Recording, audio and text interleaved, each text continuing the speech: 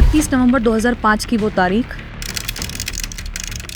जब 500 राउंड गोलियां चलती है, वो मंजर कैसा था? तांडव का ये नाच वहाँ पे किया गया। सर पे जो शिखा वो रखते थे, वो शिखा को काटने के लिए AK-47 की गोली से वो शिखा काटी गई। तिलक को मिटाने के लिए AK-47 की 4-5 राउंड उनके माथे पे मारे गए। आपको कभी धमकी मिली? कहते थे कि जैसे तेरे बाप का हाल किया वैसे तेरा भी हाल करेंगे। ये किसने बोला आपको? ये मुख्तार ने बोला था। कृष्णानंद राय की जो हत्या हुई, मुख्तार अंसारी और अफजल अंसारी अकेले नहीं कर सकते थे इस घटना को। अकेले मुख्तार अंसारी और अकेले अफजल अंसारी में इतनी हिम्मत नहीं थी कि वो मेरे पिताजी की हत्या करा देते। बिना शासन, बिना समाजवादी पार्टी के सहयोग से। आप मुलायम सिंह जी का बार बार जिक्र कर रहे हैं, उनको तो समाजवाद कहा गया। अफजल अंसारी ने 2017 के चुनाव से पहले कहा था कि मैं मुलायम सिंह यादव जी की धोती खोल दूंगा पूर्वांचल में। मुख्तार अंसारी का ब्रेन कहा जाता रहा अफजल अंसारी को। इसमें कोई दो राय नहीं है कि जितना मुख्तार जितने बड़े अपराधी नहीं है, उससे बड़ा माफिया अफजल अंसारी है। इस देश में सनातनियों को खतरा है। अगर मोदी जी और योगी जी नहीं रहे तो, और जनता ये जानती है कि रावण तब तक नहीं रहेगा जबकि राम के रूप में पूज्य महाराज जी इस प्रदेश के मुख्यमंत्री रहेंगे। मुख्तार अंसारी किसके संरक्षण में जेल के अंदर भी अपना जनता दरबार चलाता था? जब तक सरकार का उस पे हाथ ना हो, जैसे उस समय तत्कालीन समाजवादी पार्टी का हाथ था, तब तक ये कामें हो ही नहीं सकती। मतलब इन लोगों के राजनीति के केंद्र बिंदु में केवल एक धर्म मुसलमान का सुरक्षित होना ही राजनीति है। मुख्तार अंसारी के क्या दाऊद से भी कनेक्शन थे? हो सकते हैं। हार्ट अटैक के चलते मुख्तार अंसारी की मौत हो जाती है, तो ये खबर आप लोगों के लिए कैसी थी? थोड़ा बुरा ये लगा कि भगवान ने ऐसे जाने दिया, थोड़ा तड़पते थोड़ा और मजा आता। क्या आपको लगता है कि न्याय जो आप लोगों को मिलना चाहिए था वो अभी भी अधूरा रह गया है? न्याय का एक अच्छा मिसाल मिलना बाकी है। जो अफजल अंसारी का केस हो, उसके खिलाफ कार्रवाई इतनी सख्त होगी कि उसकी पीढ़ियां याद रखेंगी कि उत्तर प्रदेश में अपराध नहीं करना है।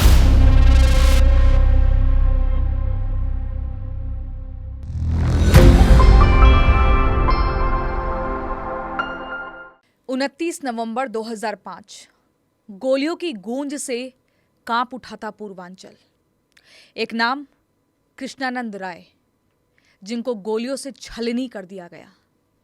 इस घटना के बाद न सिर्फ एक नेता की बल्कि एक पूरे परिवार की जिंदगी बदल जाती है और पूरी तरीके से सब कुछ बदल जाता है। साल बीत गए, सरकारें बदली, सिस्टम बदला, लेकिन सवाल आज भी वही खड़े हैं। क्या उस हत्याकांड का पूरा सच दुनिया के सामने आ पाया?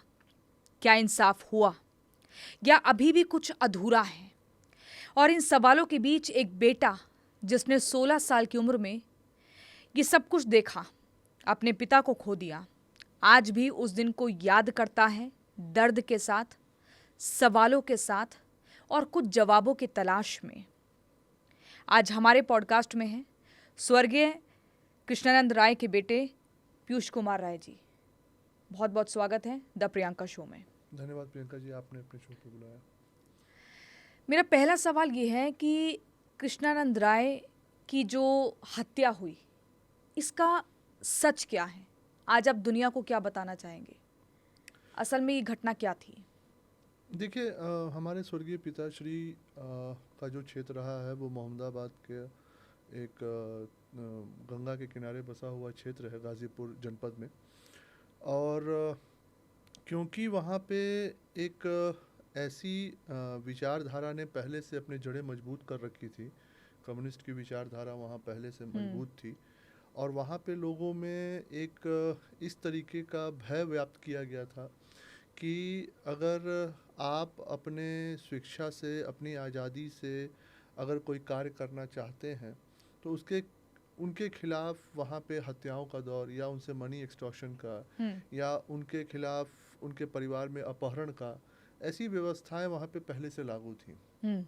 और इसका मूल कारण था कि वहाँ अंसारी बंधुओं, अफजल अंसारी और मुख्तार अंसारी का वो गढ़ था।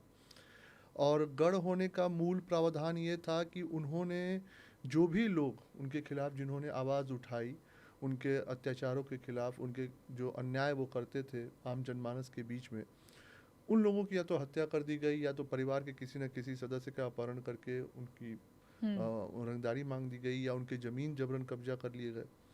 तो कहीं न कहीं मेरे स्वर्गीय पिताश्री को ये लगा कि मुझे उस जनमानस के बीच में, क्योंकि वो हमारा पैतृक गाँव भी मोहम्मदाबाद तहसील में ही है। तो आते-जाते लोगों के बीच में कुछ क्योंकि बीएचयू से मेरे पिताजी पास आउट थे, तो कुछ बीएचयू में पढ़ने वाले छात्रों ने उनके उस समकक्ष, उनके जो मित्र हुआ करते थे, ऐसी समस्याएं उनको सुनने में आती थी कि कुछ माफियाओं के चलते किन्हीं लोगों की ज़मीन लूटी जा रही है, किन्हीं लोगों से रंगदारी मांगी जा रही है। ये कौन से वर्ष की बात है? ये मैं आपको बता सकता हूँ, ये 94-95 की बात है।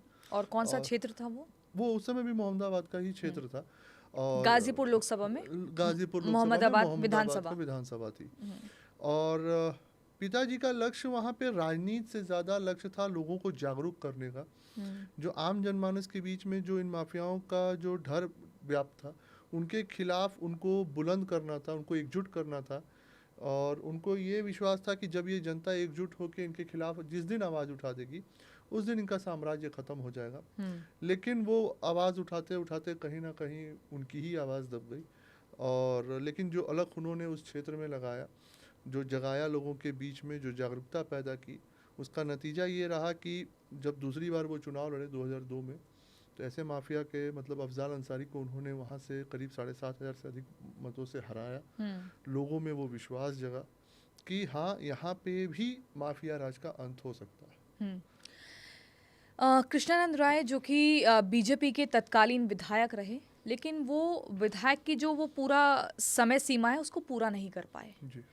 आपने जैसा भी जिक्र किया कि अफजाल अंसारी को हराया, एक तरफ तो ये एक फ़क्र महसूस करने वाली बात आपके परिवार के लिए रही होगी, लेकिन क्या यही हार आपके लिए ज़िंदगी भर का सदमा बनकर रह गई? देखिए, मैं इसको अगर अपने शब्दों में बताऊं तो ये बहुत फ़क्र वाली बात उनको हराने का नहीं था। हमेशा से एक फ़क्र की बात हमेशा से ये रही कि लोगों के में जो जागरूकता का आवाज़ उन्होंने बुलंद किया था वो लोग समझ पाए।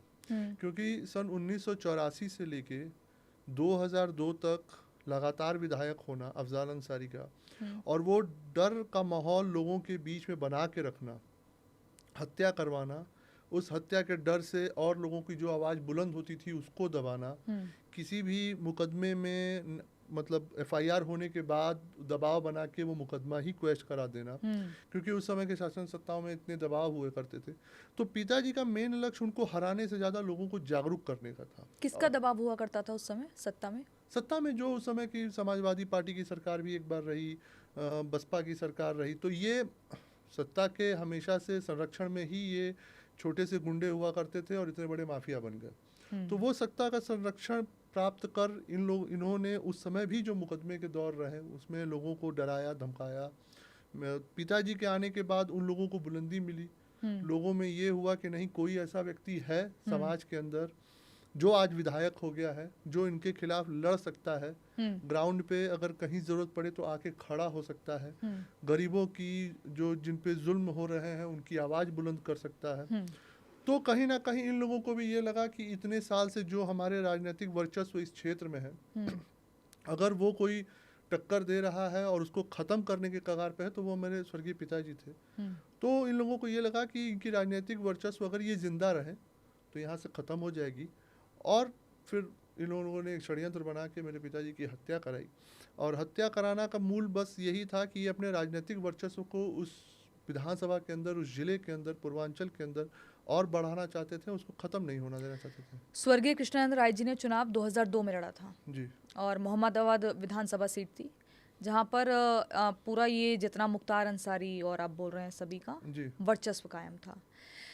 उसके बाद 29 नवंबर 2005 की वो तारीख जब 500 राउंड गोलियां चलती हैं, वो मंजर कैसा था, कितना खौफनाक था, और ये सब कुछ कैसे संभव हो पाया? क्योंकि आपके पिता के पास तो बुलेट प्रूफ गाड़ी थी। देखिए, है क्या कि वो मेरे पिताजी के अभी 2 या 2.5 साल ही कार्यकाल हुए थे, कि जैसे आपने बताया 29 नवंबर 2005 को उनकी ये घटना हुई थी और करीब जुलाई अगस्त में 2002 में ये चुनाव हुए थे।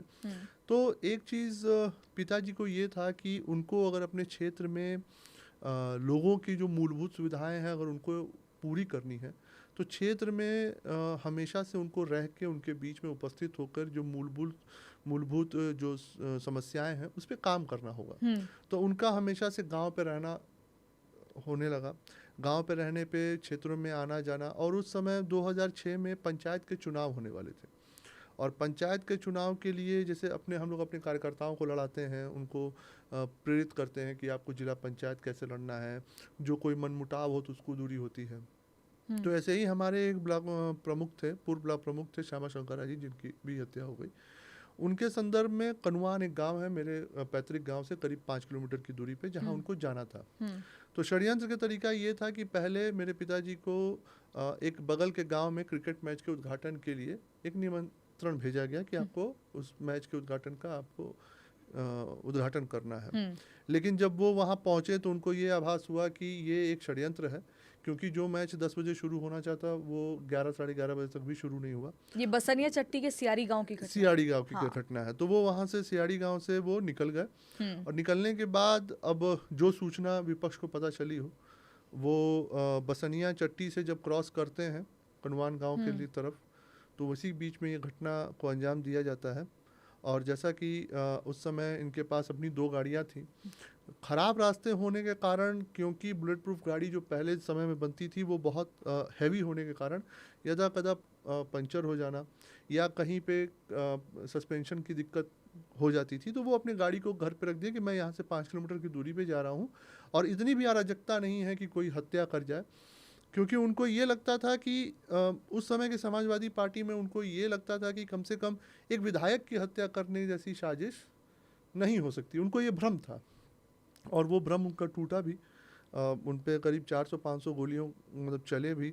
उसमें मेरे चाचा भी थे, मेरे गांव वाले पिताजी भी थे, जो मौके के गवाह थे, वो लोग बच गए।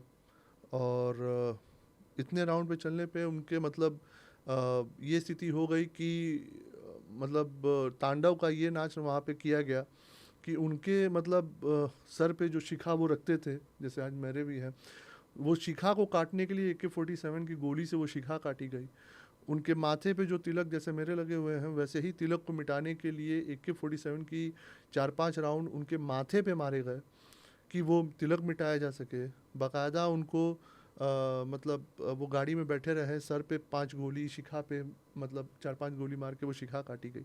तो एक तरीके से कहीं ना कहीं उनको, अंसारी को या मुख्तार अंसारी हो चाहे अफजाल अंसारी हो, उनको वहाँ पे एक विधायक की हत्या नहीं करनी थी। उनको एक मैसेज पूरे सनातन को देना था कि अगर ये हमारा क्षेत्र है, यह यहाँ हमारा वर्चस्व है, यहाँ हमारी राजतंत्र चलता है, और उसमें जो बाधा पैदा करेगा उसका यही हश्र होगा। और वो उन्होंने एक मैसेज मेरे पिताजी की हत्या के माध्यम से पूरे पूर्वांचल में देने का प्रयास किया, और जिसका ये नतीजा रहा कि करीब 7 लोगों की हत्या उसमें होती है। और जिस तरीके से वो मंजर रहा, कि जिस तरीके से लाश फिर घर पे लाई गई, लोगों ने जो अपनी भावना दिया, लेकिन लोगों में मैं आज भी मानता हूँ कि आज भी वो क्षेत्र के लोग या पूर्वांचल में लोग, जो उनके द्वारा अलग जलाई गई थी इन माफियाओं के खिलाफ जो संघर्ष उनका था, उस संघर्ष को उन लोगों ने आज तक जलाए रखा है। एक नेतृत्व के साथ एक आशा है उन लोगों को कि हम इस माफिया के खिलाफ जो विधायक जी ने कर दिया, उसको हमें कैसे आगे तक बढ़ाना है, वो संघर्ष आज भी आपने शिखा और माथे के तिलक का जिक्र किया, जो आपके पिता जो रखते थे और आप भी वही रखते हैं, आप भी शिखा रखते हैं, माथे पर तिलक लगाते हैं। इस घटना के घटित होने के बाद आपको डर नहीं लगा? आपको लगा नहीं जो पिताजी ने किया वो मैं क्यों करूं? देखिए, होता क्या है ना कि जिस सनातन संस्कार से हम लोग आते हैं, वहाँ पे ये संस्कार में निहित है कि आप अपने पिता के जो संस्कार सिखाए जाते हैं, वो संस्कार को अपने जीवन में आत्मसात करते हैं। ठीक है। और वो संस्कार हमारे जीवन में केवल ये नहीं होते हैं कि हमने कितना धनोपार्जन किया, हमने अपने परिवार को कैसे बढ़ाया, ये ही केवल निमित्त मात्र नहीं होते हैं। संस्कार में ये भी आते हैं कि सामाजिक जो दायित्व हैं उसको कितने अच्छे से आपने निर्वाहित किया।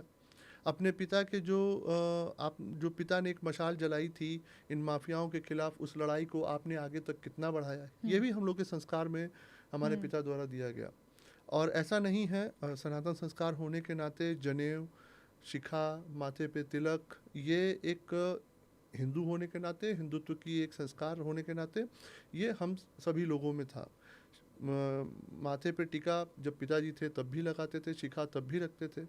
लेकिन हाँ, जो आवाज़ उन्होंने हम उस क्षेत्र में लोगों के बीच में जो विश्वास, जो आवाज़ उन्होंने दे के गए थे इन माफियाओं के खिलाफ, उस संघर्ष के लिए अगर मैं डर जाऊं या मैं पीछे हट जाऊं तो फिर किसी को भी ज़रूरत नहीं है इन माफियाओं के खिलाफ आवाज़ उठाने में। आपको कभी धमकी मिली? बहुत कई बार धमकियां मिली हैं, उस समय भी धमकी मिलती थी। आप गौर करिए, एक छोटा सा मैं विश्लेषण, क्योंकि आप इतनी पुरान पत्रकार हैं। पिताजी के अलावा अगर आप इतिहास के किसी पन्नों को उठा के देखेंगे तो पिताजी के अलावा इन माफियाओं के खिलाफ किसी ने प्रत्यक्ष रूप से कभी आवाज़ बुलंद नहीं की। आप किसी भी माफिया, पुलिस या किसी की मैं बात कारण क्या रहा? डर किस वजह से था? किसका डर था? नहीं, डर किसी और व्यक्ति को क्या लगता है कि इतना डर क्यों था? नहीं, डर केवल क्योंकि सब लोग अपने निहित स्वार्थ के लिए लगे हैं। निहित स्वार्थ में उन्होंने राजनीतिक या राजनीति अपने केवल निहित स्वार्थ की पूर्ति के लिए बना रखा है। और उस समय की सरकार में जो माफियाओं को जो संरक्षण प्राप्त था, किसी की आवाज भी नहीं बुलंद होती थी। नहीं, उस समय की सरकार आप किसको कोट कर रहे हैं? समाजवादी पार्टी की सरकार थी उस समय। स्वर्गीय मुलायम सिंह यादव जी मुख्यमंत्री थे, शिवपाल यादव उस समय पीडब्ल्यूडी मिनिस्टर थे। मतलब इन लोगों के राजनीति के केंद्र बिंदु में केवल एक धर्म, मुसलमान का सुरक्षित होना ही राजनीति है। और वो उसका ये परिणाम रहा कि मेरे पिताजी द्वारा कई बार पत्रक दिए जाने को, जो उन्होंने स्वयं स्वर्गीय मुलायम सिंह यादव जी को दिया था, वो दिए जाने के बाद भी मेरे पिताजी को सुरक्षा नहीं दी गई। क्योंकि वो ये जानते थे कि अगर मैं सुरक्षा दे दूंगा तो कहीं ऐसा ना हो कि मुख्तार अंसारी को बुरा लग जाए या अफजल अंसारी को बुरा लग जाए। क्योंकि अगर पिताजी को सुरक्षा मिलती तो हो सकता है ये घटना नहीं होती। क्या आपके पिताजी की कभी मुलायम सिंह यादव जी से मुलाकात हुई? बिल्कुल, जो उस वक्त के तत्कालीन मुख्यमंत्री थे। जी, उस समय के तत्कालीन मुख्यमंत्री थे, पिताजी विधायक थे। अपनी सुरक्षा को लेके कई बार मुलाकात भी हुई। ये हमारे कोर्ट ऑफ एविडेंस में, लॉ ऑफ एविडेंस में मौजूद भी है कि उन्होंने कई पत्र लिखे। मुलाकात के वक्त क्या बातचीत हुई थी? नहीं, मैं मुलाकात के वक्त की बात तो इसलिए नहीं बता सकता क्योंकि मैं वहाँ उपस्थित नहीं था। लेकिन कभी जिक्र किया उन्होंने? हाँ, फैमिली में जैसे जिक्र ये होता था कि वो कहते थे कि पता नहीं क्यों ऐसा हो रहा है कि इस सरकार में मतलब लोग षड्यंत्र करके मेरी हत्या कराना चाह रहे हैं। मैं सुरक्षा मांग रहा हूँ तो बहाने बनाए जा रहे हैं। मैं अपनी परिस्थितियाँ बता रहा हूँ क्षेत्र की तो कहा जा रहा है कि अरे आप इसको एक बढ़ा चढ़ा के दिखा रहे हैं। जबकि मेरे पिता की उम्र उस समय 49-50 रही होगी। वो एक बच्चे नहीं थे कि वो कोई चीज़ बढ़ा चढ़ा के बताते। लेकिन कृष्णानंद राय को किस राजनीतिक पार्टी का खौफ सबसे ज़्यादा सताता था और किस नेता का खौफ सताता था? नहीं, किसी नेता, देखिए, खौफ अगर होता तो कभी किसी माफिया के सामने जाके डर या चुनौती किस नेता या पार्टी की उन्हें सताती थी? डर या चुनौती केवल इस बात की रही कि समाजवादी पार्टी में जो स्वर्गीय मुलायम सिंह जी यादव की जो प्रशासन थे और जो उनका शासन था, वो जनता के हित के लिए नहीं था, केवल और केवल एक धर्म, मुसलमान धर्म को हित में रख के ही काम करना था। उनके लिए हमेशा से ये महत्वपूर्ण था कि कैसे अफजल अंसारी, मुख्तार अंसारी का वर्चस्व बना रहे। उनको इससे मतलब नहीं है कि किसी विधायक की जान जाए चाहे ना जाए। वरना इतने पत्र लिखने के बावजूद भी सुरक्षा न बढ़ाना, हत्या हो जाने के बाद हम लोगों ने, मेरी माता जी ने एक एप्लीकेशन दिया कि सीबीआई से जांच कराई जाए, वो नहीं आदेश करना। अगर हत्या हुई है, अगर हम संतुष्ट नहीं हैं प्रदेश की किसी उस वक्त लाल कृष्ण आडवाणी, राजनाथ सिंह, अटल बिहारी वाजपेयी जी सबने सीबीआई जांच की मांग की थी, जो कि धरने पर भी बैठ गए। जो राजनाथ जी धरने पे भी बैठे थे बनारस में। आदरणीय श्रद्धेय अटल जी, आदरणीय आडवाणी जी गांव पे आए भी थे, माता जी से मिले भी थे। माता जी ने ये गुहार भी लगाई थी उस समय के आदरणीय स्वर्गीय मुलायम सिंह यादव जी से, और उस समय केंद्र में कांग्रेस की सरकार थी कि हमें ये सीबीआई जांच दी जाए। लेकिन उसको हमेशा, मतलब हमें कोर्ट के माध्यम से जाके 2006 के मार्च अप्रैल में हमें फैसला मिलता है कि हम सीबीआई जांच होगी। उसमें भी सीबीआई जांच होने के बाद हमें ये था कि इतना प्रभावशाली व्यक्ति है, इतना बड़ा माफिया है, जांच कैसे निष्पक्ष हो पाएगी। जो सीबीआई थी वो डरती थी गाजीपुर में आने से, हम लोगों से सुरक्षा मांगती थी। उनको वहाँ के प्रशासन से, वहाँ के शासन से सुरक्षा नहीं मिल पाती थी। तो फिर हमें सुप्रीम कोर्ट जाना पड़ा कि हम अपना केस ट्रांसफ़र कर पाए इस प्रदेश से बाहर के प्रदेश में।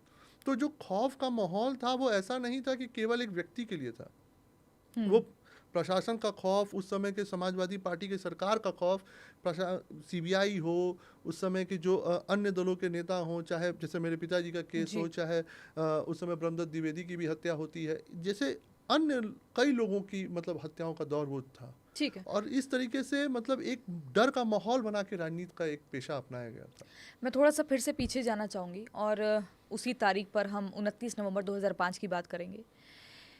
तत्कालीन बीजेपी के विधायक कृष्णानंद राय जी, जो कि आपके पिता भी हैं, उनको खबर तो मिल चुकी थी कि शहर में शूटर्स आ चुके हैं।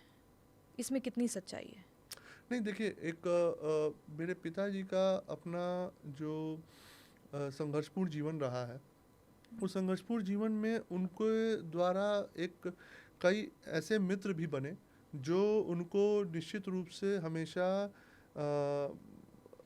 अच्छे और बुरे का एक फासला और अच्छे और बुरे का एक मतलब जो ओपिनियन होता है वो देते रहे हैं। जब मेरे पिताजी, क्योंकि मेरे घर में शादी थी, मेरे गांव वाले जो पिताजी थे उनके बड़े लड़के की शादी थी, और शादी में ही इस पूरे षड्यंत्र का संरचना की गई कि शादी में उपस्थित होना, क्योंकि हमारे तरफ अगर किसी लड़के की या बड़े लड़के की शादी होती है तो पूरा घर परिवार इकट्ठा होता है, क्षेत्र के लोग इकट्ठे होते हैं, तो अंसारियों को ये पता था कि ये इकट्ठे होंगे, ठीक है। ये अपने गांव पे रहेंगे। तो ये था कि उस समय जो इनका आवास है मोहम्मदाबाद यूसुफपुर में, अंसारी बंधुओं का, उस आवास में अपराधियों को छुपाकर संरक्षण देकर उसी घर में रखा गया था।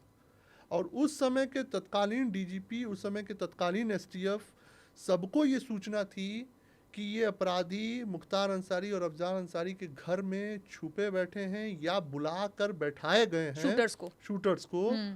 और ये जानकारी मेरे पिताजी द्वारा देने के बाद भी कार्रवाई इसलिए ऊपर से मना कर दी जाती है, क्यों? क्योंकि कहीं ना कहीं मुसलमान प्रभावित ना हो जाए।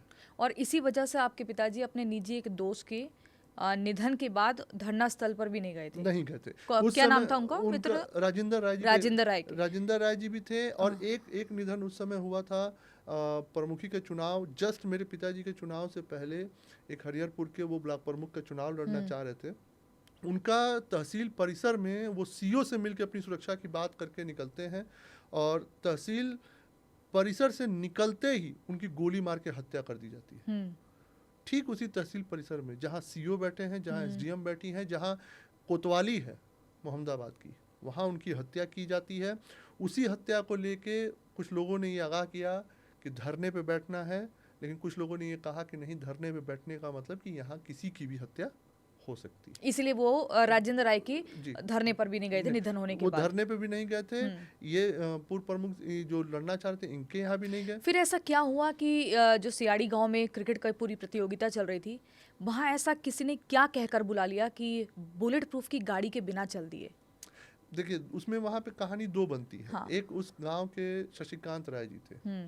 शशिकांत राय जी को ये षड्यंत्र पूर्वक ये समझाया गया कि आपको विधायक जी को क्रिकेट मैच के उद्घाटन में बुलाना है। उनको इसी के लिए केवल सुनियोजित किया गया था। और बुलेट प्रूफ गाड़ी छोड़ने का मूल वजह यह था क्योंकि पिताजी विधायक होने के नाते सरकार का कहीं से कोई संरक्षण नहीं था कि वो अपने क्षेत्र के किसी तरीके के विकास करा पाए। तो वो जो सड़क थी, वो सड़क इतनी पतली थी, इतनी संकरी थी और इतनी खराब हो चुकी थी कि उस पर इतना भारी वाहन लेके जाना सुगम नहीं था। उनको ये लगा कहीं अगर गाड़ी पंचर हो जाती है या कोई डिस्टर्ब हो जाती है रास्ते पे तो आवागमन में दिक्कत होगी, क्योंकि भारी होने के चलते वो हटती भी नहीं। और सबसे बड़ी विडंबना देखिए, जिस शशिकांत राय जी के माध्यम से वो सियाड़ी गांव का प्रयोजन करवाया गया क्रिकेट मैच का उद्घाटन, उस उद्घाटन में पिताजी को वहाँ 3 घंटे इसलिए रोका गया कि जो शूटर्स थे वो मोहम्मदाबाद अंसारी बंधुओं के घर से निकलकर वहाँ पहुँच सके, क्योंकि वहाँ से वो करीब 5 से 6 किलोमीटर की दूरी पे है, वहाँ पहुँच सके। केवल इसलिए इतनी देर रोका गया। और ये समझिए कि जब पिताजी की हत्या हो गई तो शशिकांत राय जी की भी विवादास्पद मृत्यु हो गई।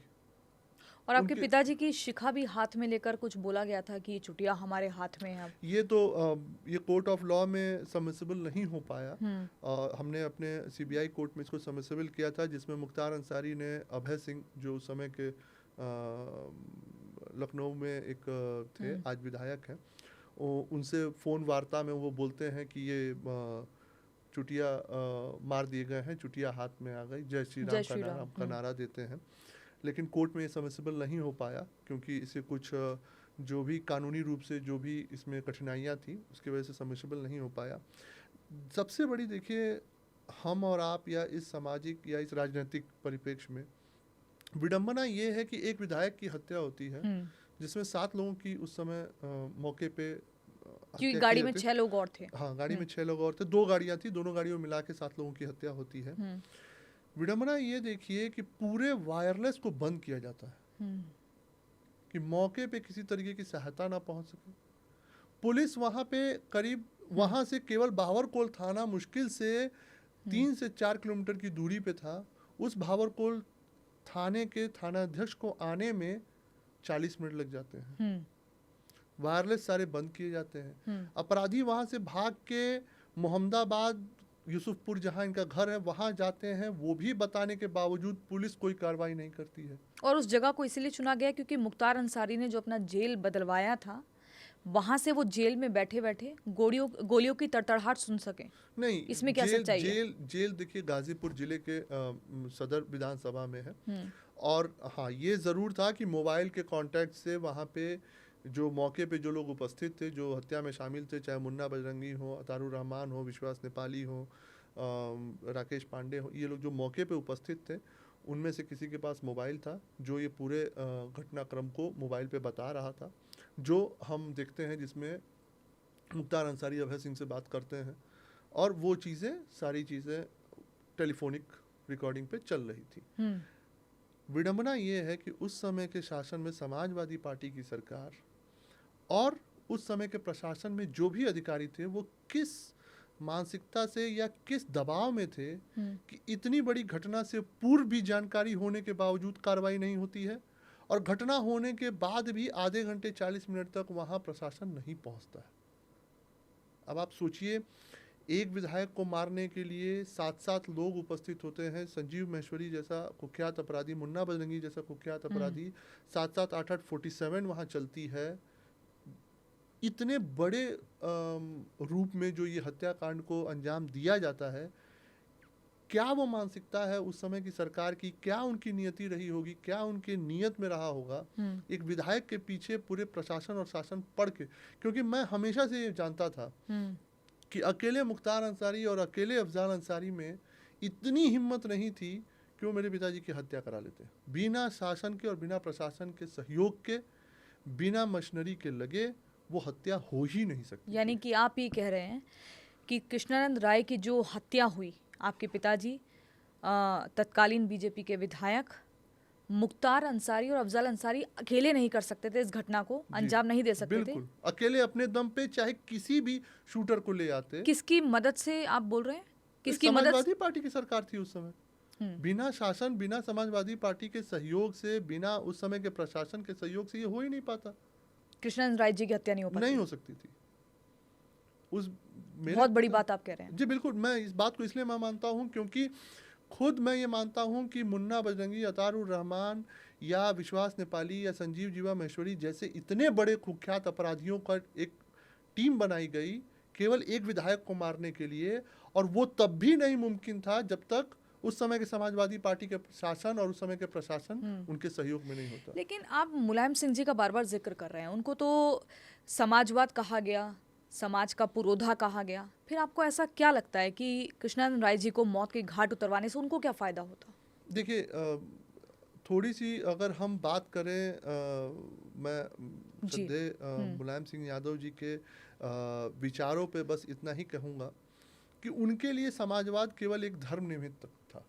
वो मुसलमान के जो अपने आप को, चाहे कांग्रेस हो चाहे समाजवादी पार्टी हो, जो धर्मनिरपेक्षता का चोला पहन के और केवल धर्म की जो राजनीति की बात करते हैं, आप सोचिए आज उनके उस दल से एक ऐसा व्यक्ति सांसद है गाजीपुर से वर्तमान समय में, जो किसी समय में स्वर्गीय मुलायम सिंह यादव जी की धोती खोलने तक की बात उसी गाजीपुर के डिस्ट्रिक्ट में किया था। कौन? अफजाल अंसारी। अफजाल अंसारी ने 2017 के चुनाव से पहले, विधानसभा के चुनाव से पहले कहा था कि मैं मुलायम सिंह यादव जी की धोती खोल दूंगा पूर्वांचल में। उनकी बहू आदरणीय डिम्पल जी पे वो कहा था कि एक लकी एमपी है, ये नेता थोड़ी है। आज वही व्यक्ति इसी दल में सांसद है और पीडीए की बात करता है। क्या विचारधाराओं के कितने देखिए खेल है, केवल अपने निहित स्वार्थ के लिए। उस क्षेत्र में केवल सांसद कैसे बने रहना है, यही मूल स्वार्थ है अफजाल अंसारी की। मुख्तार, हाँ बोलिए। अब जैसे स्थिति ये बनी पड़ी है कि आज आप देखिए वो ईरान की समस्या को लेके वहाँ के दूतावास में जाते हैं, लेकिन पीडीए की राजनीति करनी है तो बांग्लादेश पे चुप्पी रहती है। तो ये किस मानसिकता को हमारे बीच में वो प्रदर्शित किया जा रहा है। और केवल उस समय की, और अब के आप देखिए 2017 के बाद से जब से पूज्य महाराज जी की सरकार आई है, वो नीति और नियत कितने स्पष्ट रहे कि अपराधी चाहे किसी भी धर्म किसी भी जात का होगा, उसके खिलाफ कार्रवाई इतनी सख्त होगी कि उसकी पीढ़ियां याद रखेंगी कि उत्तर प्रदेश में अपराध नहीं करना है। चाहे वो मुख्तार हो, चाहे अतीक हो, चाहे राकेश पांडे हो, चाहे कनौजिया हो, हर एक व्यक्ति के खिलाफ एक समांतर कार्रवाई। तो यही नीति और नियत की जो उस समय अंतर हुआ करते थे, वो मुलायम सिंह यादव जी में वो स्पष्टता, वो नीति, वो नियत साफ नहीं थे। केवल एक धर्म को लेकर उन्होंने अपना राजनीति को केंद्रित कर रखा था, उसीलिए इतने विधायकों की हत्या हुई। मुख्तार अंसारी का ब्रेन कहा जाता रहा अफजाल अंसारी को। दोनों भाई हैं, लेकिन आपको लगता है कि अब एक तो इस दुनिया में है नहीं और एक जीवित है, यानी कि वो ब्रेन, वो दिमाग अभी भी जिंदा है जो सारे आइडियाज़ देता था अपराध को कैसे घटित करना है, अगर मैं गलत नहीं हूँ। इसको आप कैसे देखते हैं? देखिए, मेरा व्यक्तिगत रूप से ये मानना है कि अपराधी का अपना एक व्यक्तित्व होता है। उसके अपराध उसके जीवन में कूट कूट के भरा होता है। वो किसी का ब्रेन मिले चाहे ना मिले, और इसमें कोई दो राय नहीं है कि जितना मुख्तार जितने बड़े अपराधी नहीं है, जितने बड़े माफिया नहीं है, उससे बड़ा माफिया अफजाल अंसारी है। क्योंकि इन लोगों का हमेशा से एक ही पैटर्न रहा है कि हमें यहाँ पे हिंदुओं को बांट के, उनको आपस में लड़ा के, जो इनके खिलाफ आवाज उठाए उनको वहां से हटा के रास्ते से अपनी राजनीति का स्वार्थ सिद्ध करते रहना। आप गाजीपुर के मौजूदा सांसद को, समाजवादी पार्टी के सांसद को, जी, अफजाल अंसारी को आप माफिया बता रहे हैं? जी। अच्छा, मैं इस राजनीतिक पृष्ठभूमि पे या इस राजनीतिक फील्ड में मुझे 8 साल हो गए। मेरे पिताजी को 9 साल 8 साल उनको अपने राजनीतिक जीवन में हो गए। दोनों लोगों पे एक मुकदमा नहीं है। क्यों नहीं है? मैं मानता हूं कि 2017 के बाद से भाजपा की सरकार आई है, अगर सरकार का एक सहयोग मिलता है जैसे कि विपक्ष के लोग कहते हैं, पर मेरे पिताजी तो समाजवादी पार्टी में थे। अफजाल अंसारी जिस पीडीए को, अखिलेश यादव की पीडीओ का प्रचार कर रहे हैं, एक छोटा सा उदाहरण मैं बताता हूं। सुखडेहरा के एक हरिजन की हत्या होती है, ठीक है, उमाकांत रमाकांत राम। इनकी हत्या करने के बाद उस समय की सरकार पे ये दबाव बनाया जाता है कि मेरे पिताजी पे इनकी हत्या का मुकदमा लिखा जाए। मुकदमा लिखा भी जाता है, जबकि हत्या किसी और ने की। हत्या मुख्तार अंसारी ने ही करवाई थी। ठीक है। लेकिन वही समाजवादी पार्टी की सरकार 5 महीने बाद वो एफआईआर लगाती है कि नहीं, ये हत्या उस समय के विधायक कृष्णानंद राय जी द्वारा नहीं की गई है। फाइनल रिपोर्ट में ये लगाया गया। लेकिन जब ये दबाव बना कि नहीं, आप इसकी जांच करिए कि सही में किसने हत्या की, तो उस मुकदमे को वहीं दबा दिया गया ताकि मुख्तार अंसारी का नाम ना आ पाए। तो इस तरीके से साजिशें हुआ करती थी। लेकिन आपको लगता है कि अफजाल अंसारी की जो माफियागिरी है वो अभी भी चलती है? देखिए, अब तो माफियाओं का तो मैं मानता हूं कि अब 2017 के बाद से, जब से पूज्य महाराज जी का इस प्रदेश में मुख्यमंत्री का पदभार उन्होंने ग्रहण किया है, और जिस नियति से और जिस नियत से और जिस नीति को उन्होंने लागू किया है, माफिया जैसा शब्द अब इस प्रदेश के अंदर खत्म हो चुका है।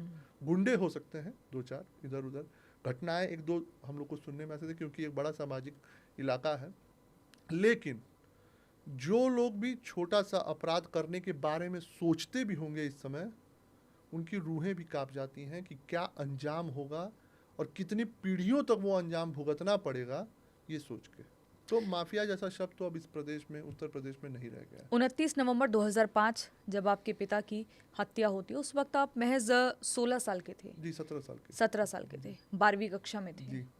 कहा जाता है कि बचपन में अगर कुछ ऐसा घटित हो जाए, अच्छा या बुरा, वो ज़िंदगी भर याद रहता है और बहुत ही बेचैन रखता है। जब ये हादसा हुआ, ये हत्याकांड हुआ, परिवार पर किस कदर दुखों का पहाड़ टूट पड़ा और आपके ऊपर कितना फ़र्क पड़ा? आपकी विचारधारा किस दिशा में आगे बढ़ी? देखिए जैसे कि हम लोग पूर्वांचल उत्तर प्रदेश के पूर्वी क्षेत्र से आते हैं, हम लोगों की तरफ एक संयुक्त परिवार का एक प्रावधान है। जी। और संयुक्त परिवार होने के नाते हमारे चाहे बड़े पिताजी हों से लेकर हमारे छोटे चाचा तक, हम 5 भाई हैं, सभी लोग एक साथ रहते थे। और उसमें भी जैसे सामाजिक परिदृश्य में मेरे पिताजी सामाजिक रूप से ज़्यादा समाज के बीच में उपस्थित होने वाले व्यक्ति थे, क्योंकि मेरे जो दादाजी थे वो एक बहुत सामान्य किसान थे। किसान के पुत्र होने के नाते सबसे बड़ी जो व्यवस्था मेरे पिताजी की थी कि मैं एक अच्छा छात्र बन के, एक अच्छी पढ़ाई लिखाई करके मैं अपने परिवार का जीवोपार्जन करूँगा। लेकिन नियति ने कुछ रास्ता मोड़ा, राजनीति में आते हैं। अब आप समझिए कि राजनीति के उस फील्ड में, उस क्षेत्र में महज 2.5-3 साल में या 6 साल का जो पहली चुनाव वो हार जाते हैं, उसके बाद वो चुनाव जीतते हैं, 6 साल या 7 साल के उस कालखंड में उन्होंने बस ये प्रयास किया कि जनता को मैं जागरूक कर सकूं। क्योंकि उनके लिए परिवार महत्व उतना नहीं था जितना, क्योंकि जो जिम्मेवारी मिली थी। ठीक है।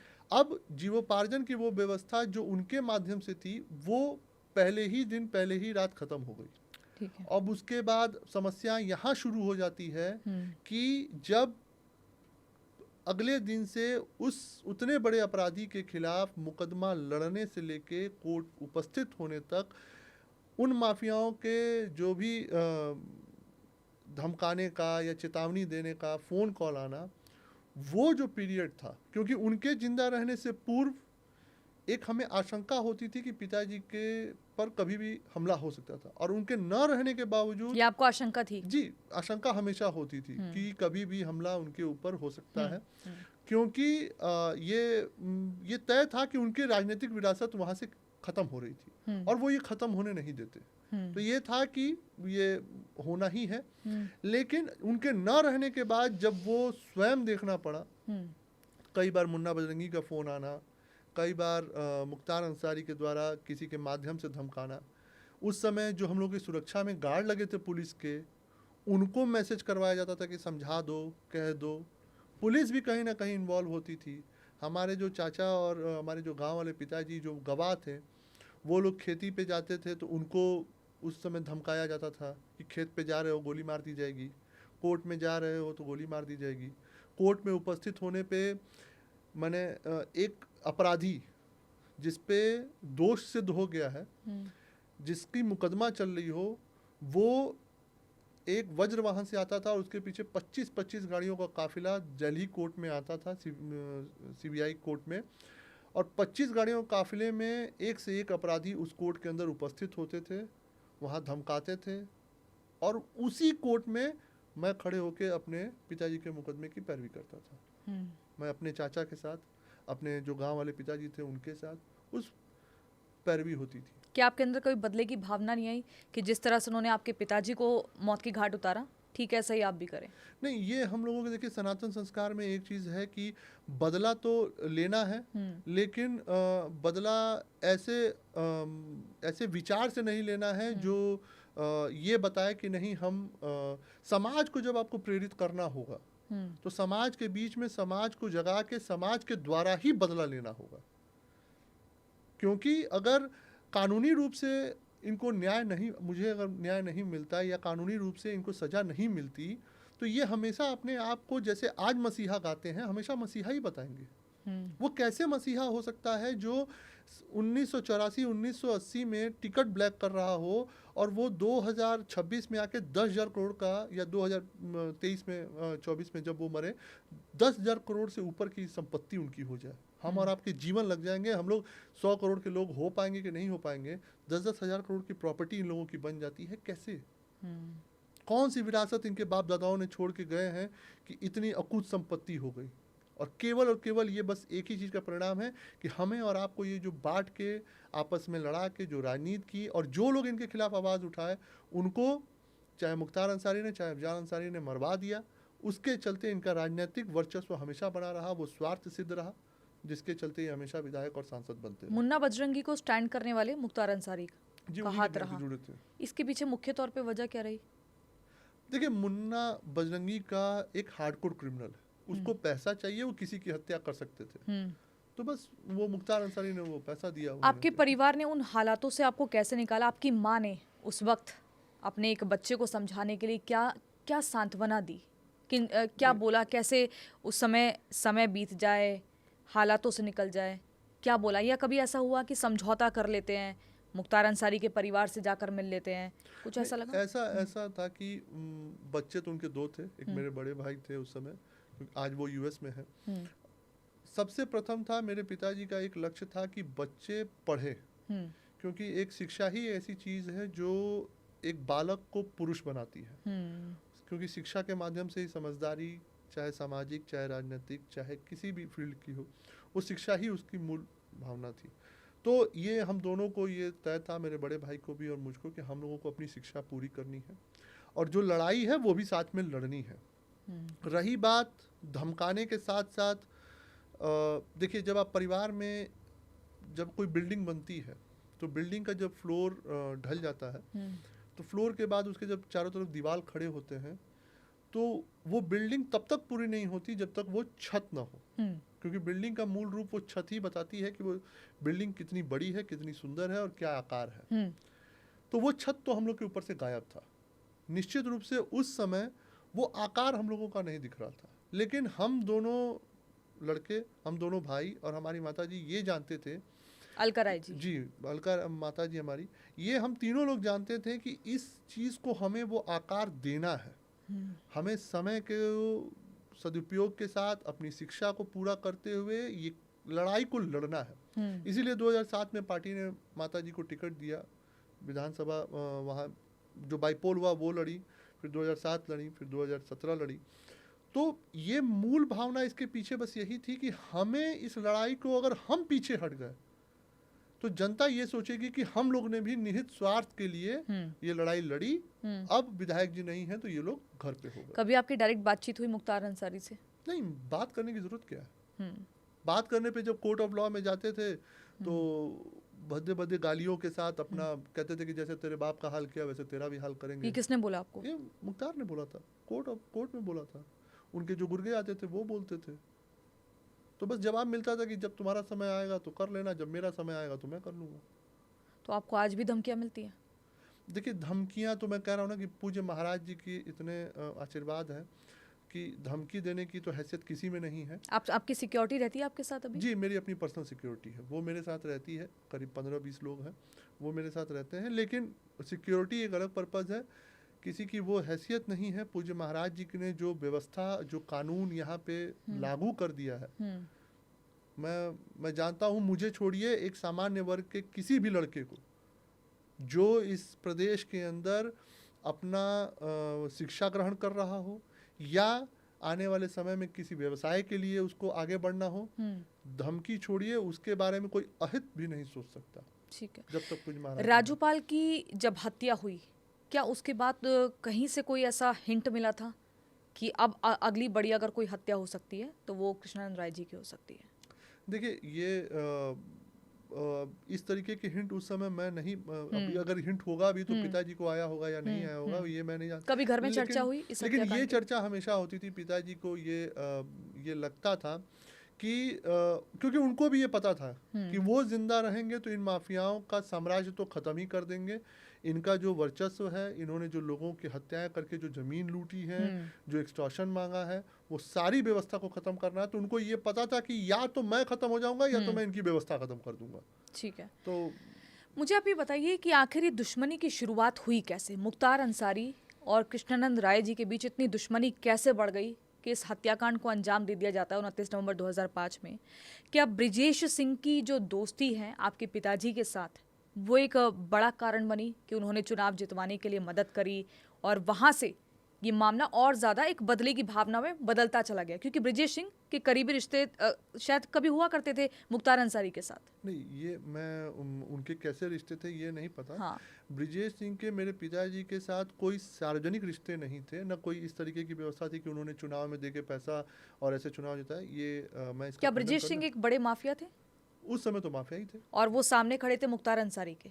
किस चीज़ के लिए? मतलब दोनों की अलग अलग माफियागिरी चलती थी। ये हाँ, ये मैं मान सकता हूँ कि ब्रिजेश सिंह बनारस में होने के नाते मुख्तार अंसारी से कोई अदावत उनकी रही होगी, लेकिन ब्रिजेश सिंह के लिए पिताजी का लड़ना ये नहीं, ब्रिजेश सिंह ने कहीं पीछे बैकएंड से मदद करी चुनाव जितवाने के लिए। ये कोई नहीं। अगर बैकहैंड से मदद होती तो रिपोल नहीं होता, बैकहैंड से मदद होती तो उनका इन्वॉल्वमेंट वहाँ पे दिखता। ऐसी कोई चीज़ तो नहीं, ब्रिजेश क्योंकि सिंह का उस नाम समय आपके पिताजी के साथ क्यों जोड़ा जाता है? देखिए, ये क्या है ना कि जैसे मैं आपका दुश्मन हूँ हाँ। और कोई तीसरा भी आपका दुश्मन है, तो ये हो जाता है कि ये दोनों दोस्त हैं। ये प्रक्रिया नहीं होती है, क्योंकि माफिया के खिलाफ जब आवाज़ बुलंद की जाती है, या जो व्यवस्था, जब आप किसी सोच पे जब आप चलते हो कि नहीं ये सोच माफिया के खिलाफ मुझे चलना है, तो माफिया चाहे जो भी। तो जैसे उस समय जो ब्रिजेश सिंह की चर्चा होती थी, तो वो तो शायद ऐसे मृतक बताए जाते थे कि उनकी हत्या हो चुकी है या वो अब नहीं है। उससे थोड़ा भी ये मतलब नहीं था कि उनकी कोई बैकिंग थी पिताजी को। ठीक है। अच्छा, और पिताजी की ये लड़ाई इसलिए हुई क्योंकि उसके दो मूल कारण हैं। एक कारण ये था कि बीएचयू में पढ़ने के नाते कई राजनीतिक दलों में, जैसे उस समय समाजवादी युवा जन, एबीवीपी, तो कहीं ना कहीं किसी न किसी मतलब उस समय भी मेरे पिताजी अखिल भारतीय विद्यार्थी परिषद के लिए प्रत्यक्ष रूप से नहीं लेकिन काम करते थे। उसमें वो सबसे ज़्यादा उस समय एक अवधेश राय जी थे, जो आज कांग्रेस के जो प्रदेश अध्यक्ष हैं अजय राय जी, उनके बड़े भाई। और क्योंकि अवधेश राय से कुछ संबंध मेरे पिताजी के थे पहले, क्योंकि अजय राय और अवधेश राय रहने वाले ही गाजीपुर जिले के हैं। एक जमनिया विधानसभा में मलसा गांव है, वहाँ के निवासी है। ठीक है। तो एक वो संबंध गाजीपुर होने के नाते। फिर दूसरा ये हुआ कि 1992 में विश्व हिंदू परिषद के रूंगटा जी की हत्या होती है। अपहरण पहले किया जाता है, फिर उसके बाद हत्या कर दी जाती है, जो उसमें मुख्तार अंसारी का सीबीआई जांच भी होती है। फिर उसके बाद अपने गांव आने जाने में ये जो उस समय सजता राय की भी एक हत्या होती है।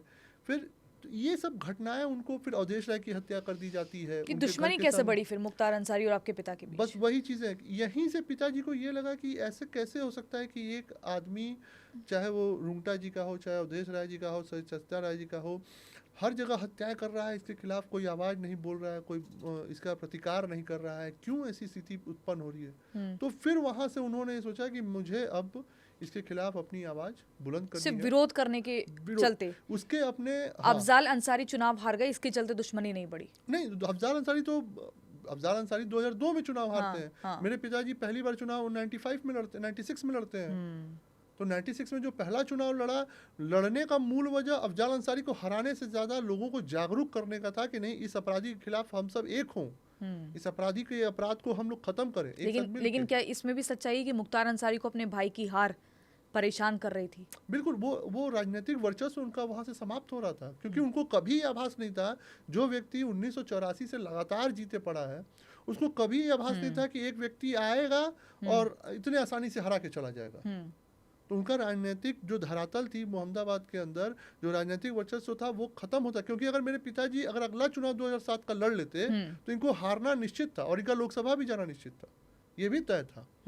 लेकिन क्योंकि उनको ये पता था कि अगर ये व्यक्ति रह गए तो हमारी राजनीतिक विरासत यहाँ से खत्म हो जाएगी, इसको समाप्त और वो राजनीति में उभरते चले जाएंगे। कृष्णानंद राय जी, आपने अभी बीएचयू का जिक्र किया, क्या बीएचयू में भी आपको लगता है कि विचारधारा पहले के मुकाबले अब थोड़ी बदली है और डाइवर्ट हुई है लेफ्ट से राइट? मैं ये नहीं कहूँगा कि विचारधारा बदली है। निश्चित रूप से युवा इस देश के अंदर, कहते हैं ना कि जिधर युवा है उधर इस देश का मूड चलता है। तो युवाओं के सामने ये निश्चित रूप से एक वाइड स्प्रेड, एक पूरी अपने प्रदेश की भी और अपने देश की पूरी इतिहास है। और युवाओं को कोई भी बात या कोई भी तर्क तभी समझ में आता है जब वो तार्किक होती है जी। और एक युवा होने के नाते मेरा ये मानना है कि युवा की सोच कभी भी लेफ्ट राइट या किसी एक तरफ नहीं हो सकती। युवा का सोच हमेशा एक राष्ट्र को लेके, राष्ट्र को प्रथम रखते हुए कैसे कार्य कर सकते हैं उस पर आधारित होनी चाहिए। अब वो लेफ्ट है, राइट है, क्या है, लेकिन राष्ट्र को सर्वप्रथम रख के कार्य करना चाहिए। और हम उस राष्ट्र को आगे बढ़ाने के लिए अपनी क्या भूमिका निभा सकते हैं और कितनी भूमिका निभा सकते हैं और उसको कैसे हम संपादित कर सकते हैं, उस पर सोचना चाहिए। ये मतलब ये मेरा व्यक्तिगत मानना है। इस खबर में कितनी सच्चाई है कि मुख्तार अंसारी और कृष्णानंद राय जी, स्वर्गीय कृष्णानंद राय जी, कभी एक ज़माने में दोस्त भी हुआ करते थे? नहीं, ये कोई सच्चाई नहीं, हम्म, कभी नहीं। ये कभी इस विचार में कभी ये रहा ही नहीं कि कभी दोस्त हुए और कभी नहीं। ऐसा भी है क्या कि कृष्णानंद राय का भी ये कहा जाता रहा आपके पिताजी के लिए कि एक उनका वर्चस्व रहा और कोई एक तबका जो उनसे नफरत करता था वो उनको बाहुबली मानता था? देखिए क्या है कि निश्चित रूप से जब आप समाज में किसी बड़े माफिया के खिलाफ आवाज़ लगाते हैं तो समाज एक निश्चित रूप से एक तबका देता है कि आप राजनीतिक हैं, आप नेता हैं, आप सामाजिक हैं। तो लोगों में ये विश्वास था कि इतने बड़े माफिया के खिलाफ इतना प्रतिकार करना, उसको सामने से लड़ना, तो निश्चित रूप से एक दबंग का एक इमेज उनका था। और ये लोगों का अपना, क्योंकि पिताजी को लोग अपना जब से वो चुनाव लड़ना शुरू किए 95-96 से, तब से लोगों ने उनको विधायक मान लिया था, उनके अपने लोगों ने। तो एक विधायक जी के उद्बोधन के साथ या उनके अपने व्यवहार के साथ एक दबंग की छवि उनकी थी कि मैं किसी के गुंडा राज का और किसी के माफियागिरी का मैं दबाव नहीं महसूस करूंगा। आपको लगता है कि उस वक्त एक पूर्व अधिकारी हुआ करते थे शैलेंद्र सिंह जी, जिन्होंने मुख्तार अंसारी के खिलाफ पोटा का मुकदमा दायर किया था, जी, उनके खिलाफ तत्कालीन सरकार ने कड़ी कार्रवाई की थी, जी। इसमें कितनी सच्चाई है? नहीं, ये सच्चाई है। हाँ। ये उस समय एक जवान, भगोड़ा जवान था, जिससे मुख्तार अंसारी ने बाकायदा LMG खरीदने का प्रस्ताव रखा था। और वो LMG इसलिए खरीदी जा रही थी क्योंकि मेरे पिताजी की जो बुलेट प्रूफ गाड़ी थी वो केवल LMG ही उसको भेद पाती, और जो उसका .50 कैलिबर की वो गोली होती है वही भेद पाती। और क्योंकि इसको उस समय के DSP शरण सिंह जी ने मौके से पकड़ा था, जिसमें उसने बाकायदा मुख्तार अंसारी के साथ जो ऑडियो रिकॉर्डिंग थी, जो वार्तालाप हुए थे, उसके बिना पे मुख्तार अंसारी पे मुकदमा पंजीकृत किया गया था। लेकिन मैंने बताया ना कि उस समय की सरकार जो समाजवादी पार्टी की थी, मुलायम सिंह यादव जी की और शिवपाल यादव की, उस समय की सरकार का केवल और केवल राजनीतिक केंद्र बिंदु मुसलमान था। और उनमें ये दोनों चेहरे थे, अफजाल अंसारी और मुख्तार अंसारी को। और इसीलिए उस अधिकारी को सजा मिली। क्या सजा मिली थी? उनको सस्पेंड कर दिया गया। फिर उनको इतनी प्रताड़ना, उनके पे उल्टा मुकदमा किया गया, उनको इतने प्रताड़ित किया गया कि उन्होंने अपने नौकरी से इस्तीफा दे दिया। जबकि देखिए सही कार्य करने के लिए एक अधिकारी को दंड दिया गया, जबकि उन्होंने कानूनी रूप से जो सही कार्रवाई होनी चाहिए, मुकदमा पंजीकृत होना चाहिए, जो उस समय पोटा था वो इतने प्रतिबंधित हथियार खरीदने पे जो लगता है वो उन्होंने लगाया, लेकिन दबाव बना के वो मुकदमा को ऐश कराया गया और उल्टा उनके पे मुकदमा दायर करके उनको सस्पेंड कर दिया गया। क्या आपको लगता है कि अगर सरकार बदली, उत्तर प्रदेश में सरकार बदली अब आगामी चुनाव 27 के बाद, और आपको मौका मिलता है समाजवादी पार्टी के साथ हाथ मिलाने का, तो आप जाएंगे वहां पर? ये पहले तो सरकार नहीं बदलनी है। धरातल पे आज जो विश्वास पूज्य महाराज जी के नेतृत्व में, जो जनता के अंदर जो महाराज जी पे विश्वास किया है जनता ने, जो भयमुक्त समाज दिया है। देखिए किसी भी राम राज्य की स्थापना तब होगा जब उस समाज से रावण नहीं रहेगा। तो जो जितने ये माफिया, रावण रूपी माफिया हैं जो आज समाप्त हो चुके हैं, तो राम राज्य की एक डगर शुरू हो गई है।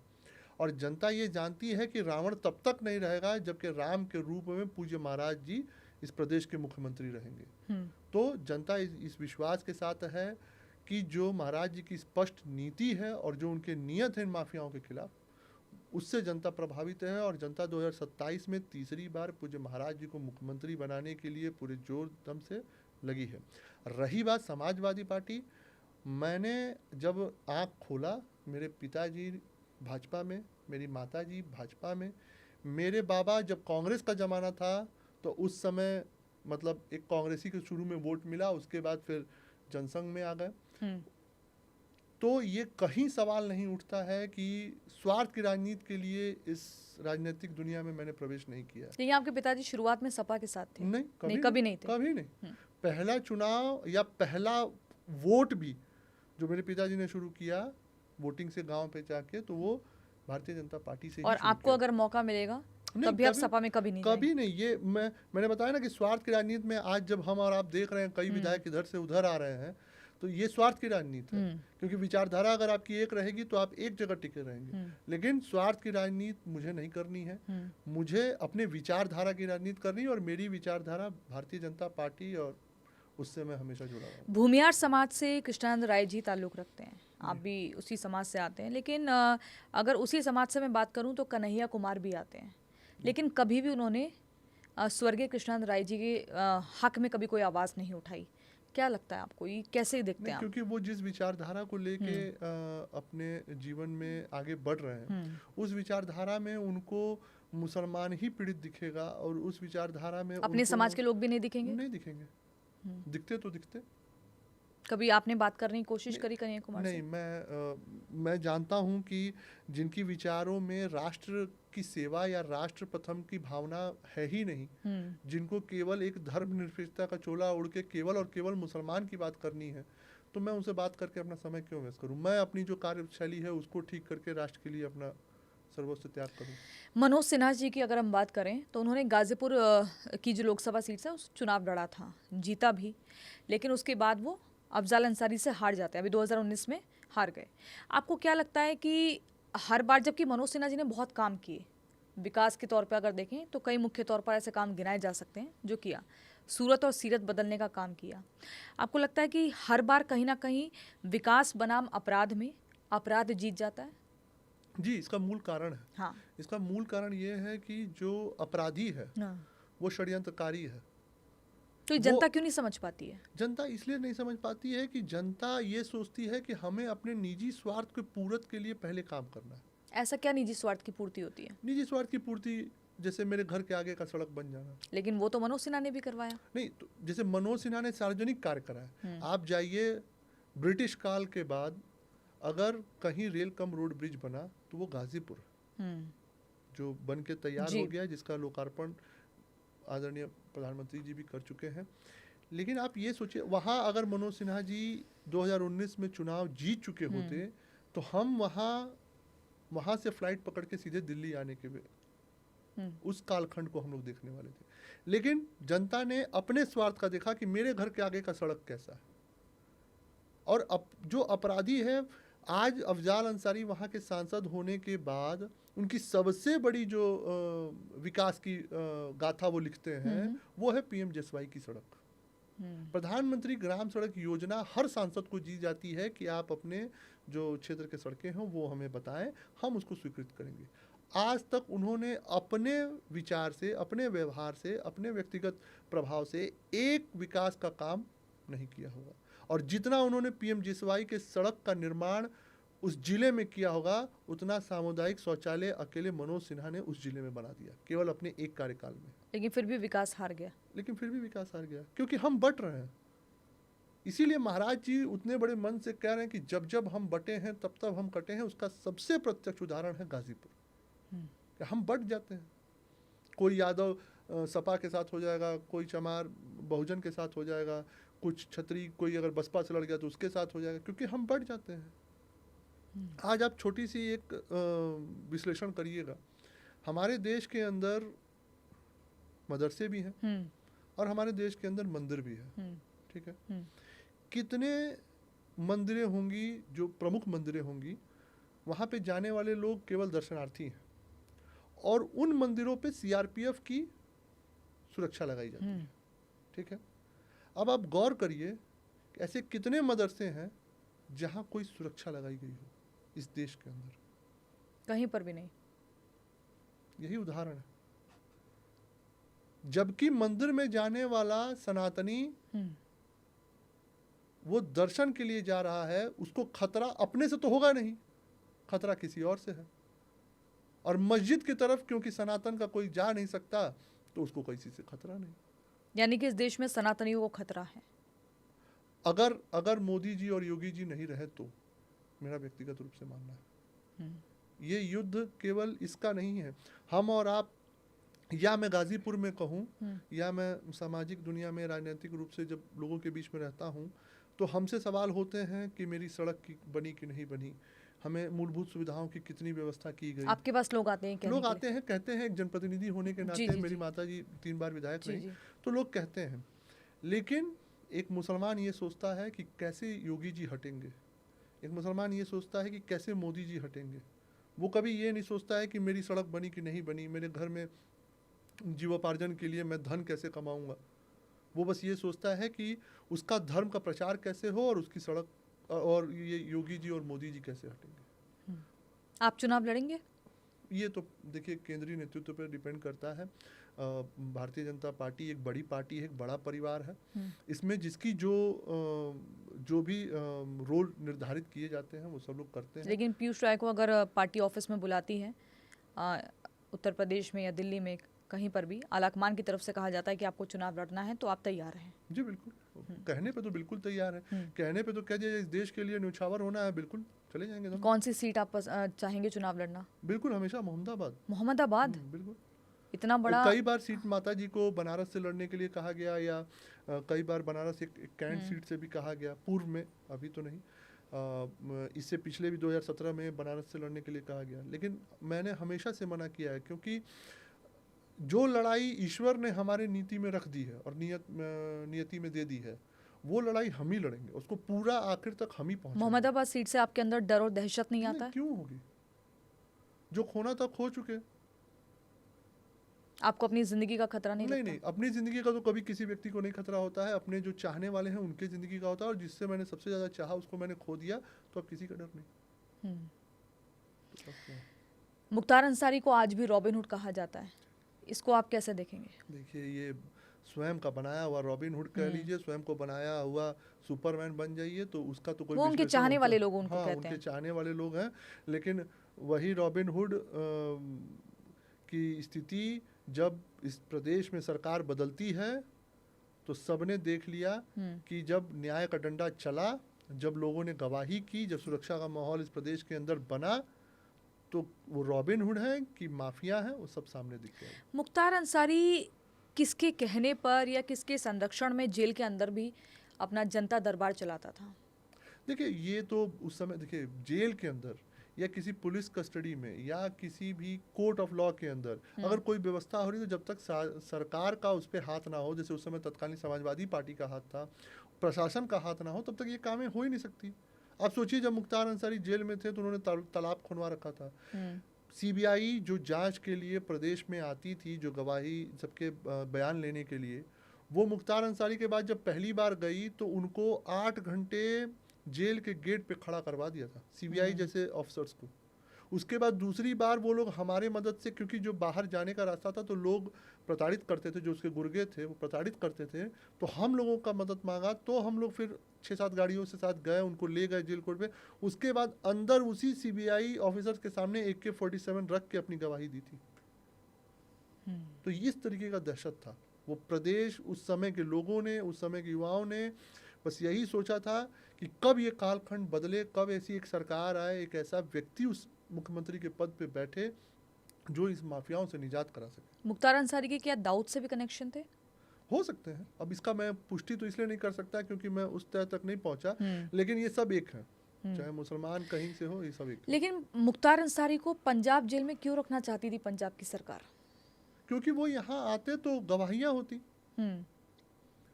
अगर पंजाब में हैं और यहाँ आने पे जो कोर्ट में उनको उपस्थित होने के लिए जब जब कहा जाता था, चाहे सीबीआई कोर्ट में उपस्थित होना हो, चाहे अन्य मुकदमों में उपस्थित होना था, जैसे कई मुकदमे जो हमारे यहाँ के थे, वहाँ उनको उपस्थित होने के लिए कहा जाता था तो उनकी तबीयत खराब हो जाती थी। तो जब तक उपस्थिति नहीं होती थी डेट पे डेट, देखिए किसी सामान्य व्यक्ति के साथ केवल ये अत्याचार नहीं होता कि उसके घर में हत्या कर दी जाती है। मैं आज के युवाओं को ये समझाना चाहता हूँ, किसी सामान्य परिवार में, जैसे मैं अपने परिवार को लूँ, तो पिता की हत्या तो एक दिन हो गई, पर झेला हम लोगों ने 2005 से लेके 2019 तक।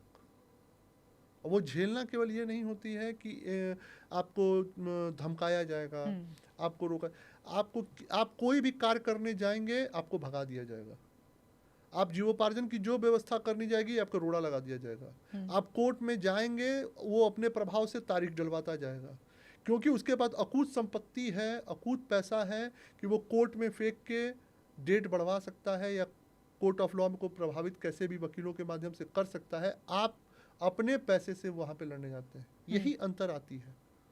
माफिया से लड़ने में दिक्कत हत्या के बाद उसको झेलने का होता है, और जो उसको झेलता है उसके खिलाफ लड़ाई बुलंद रखता है, तो वही समाज उसको सर्व वो चीज़ मानता मेंटली है। आपको टॉर्चर कर देती है, खत्म जी, कर देती है। जी।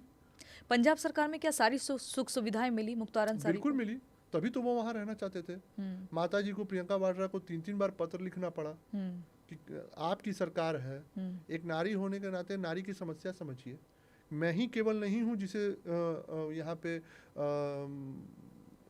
न्याय की गुहार है। यहाँ बहुत सी मुझसे कमज़ोर महिलाएं हैं जिनके खिलाफ जिन्होंने उनके पे मुकदमा रख रखा है।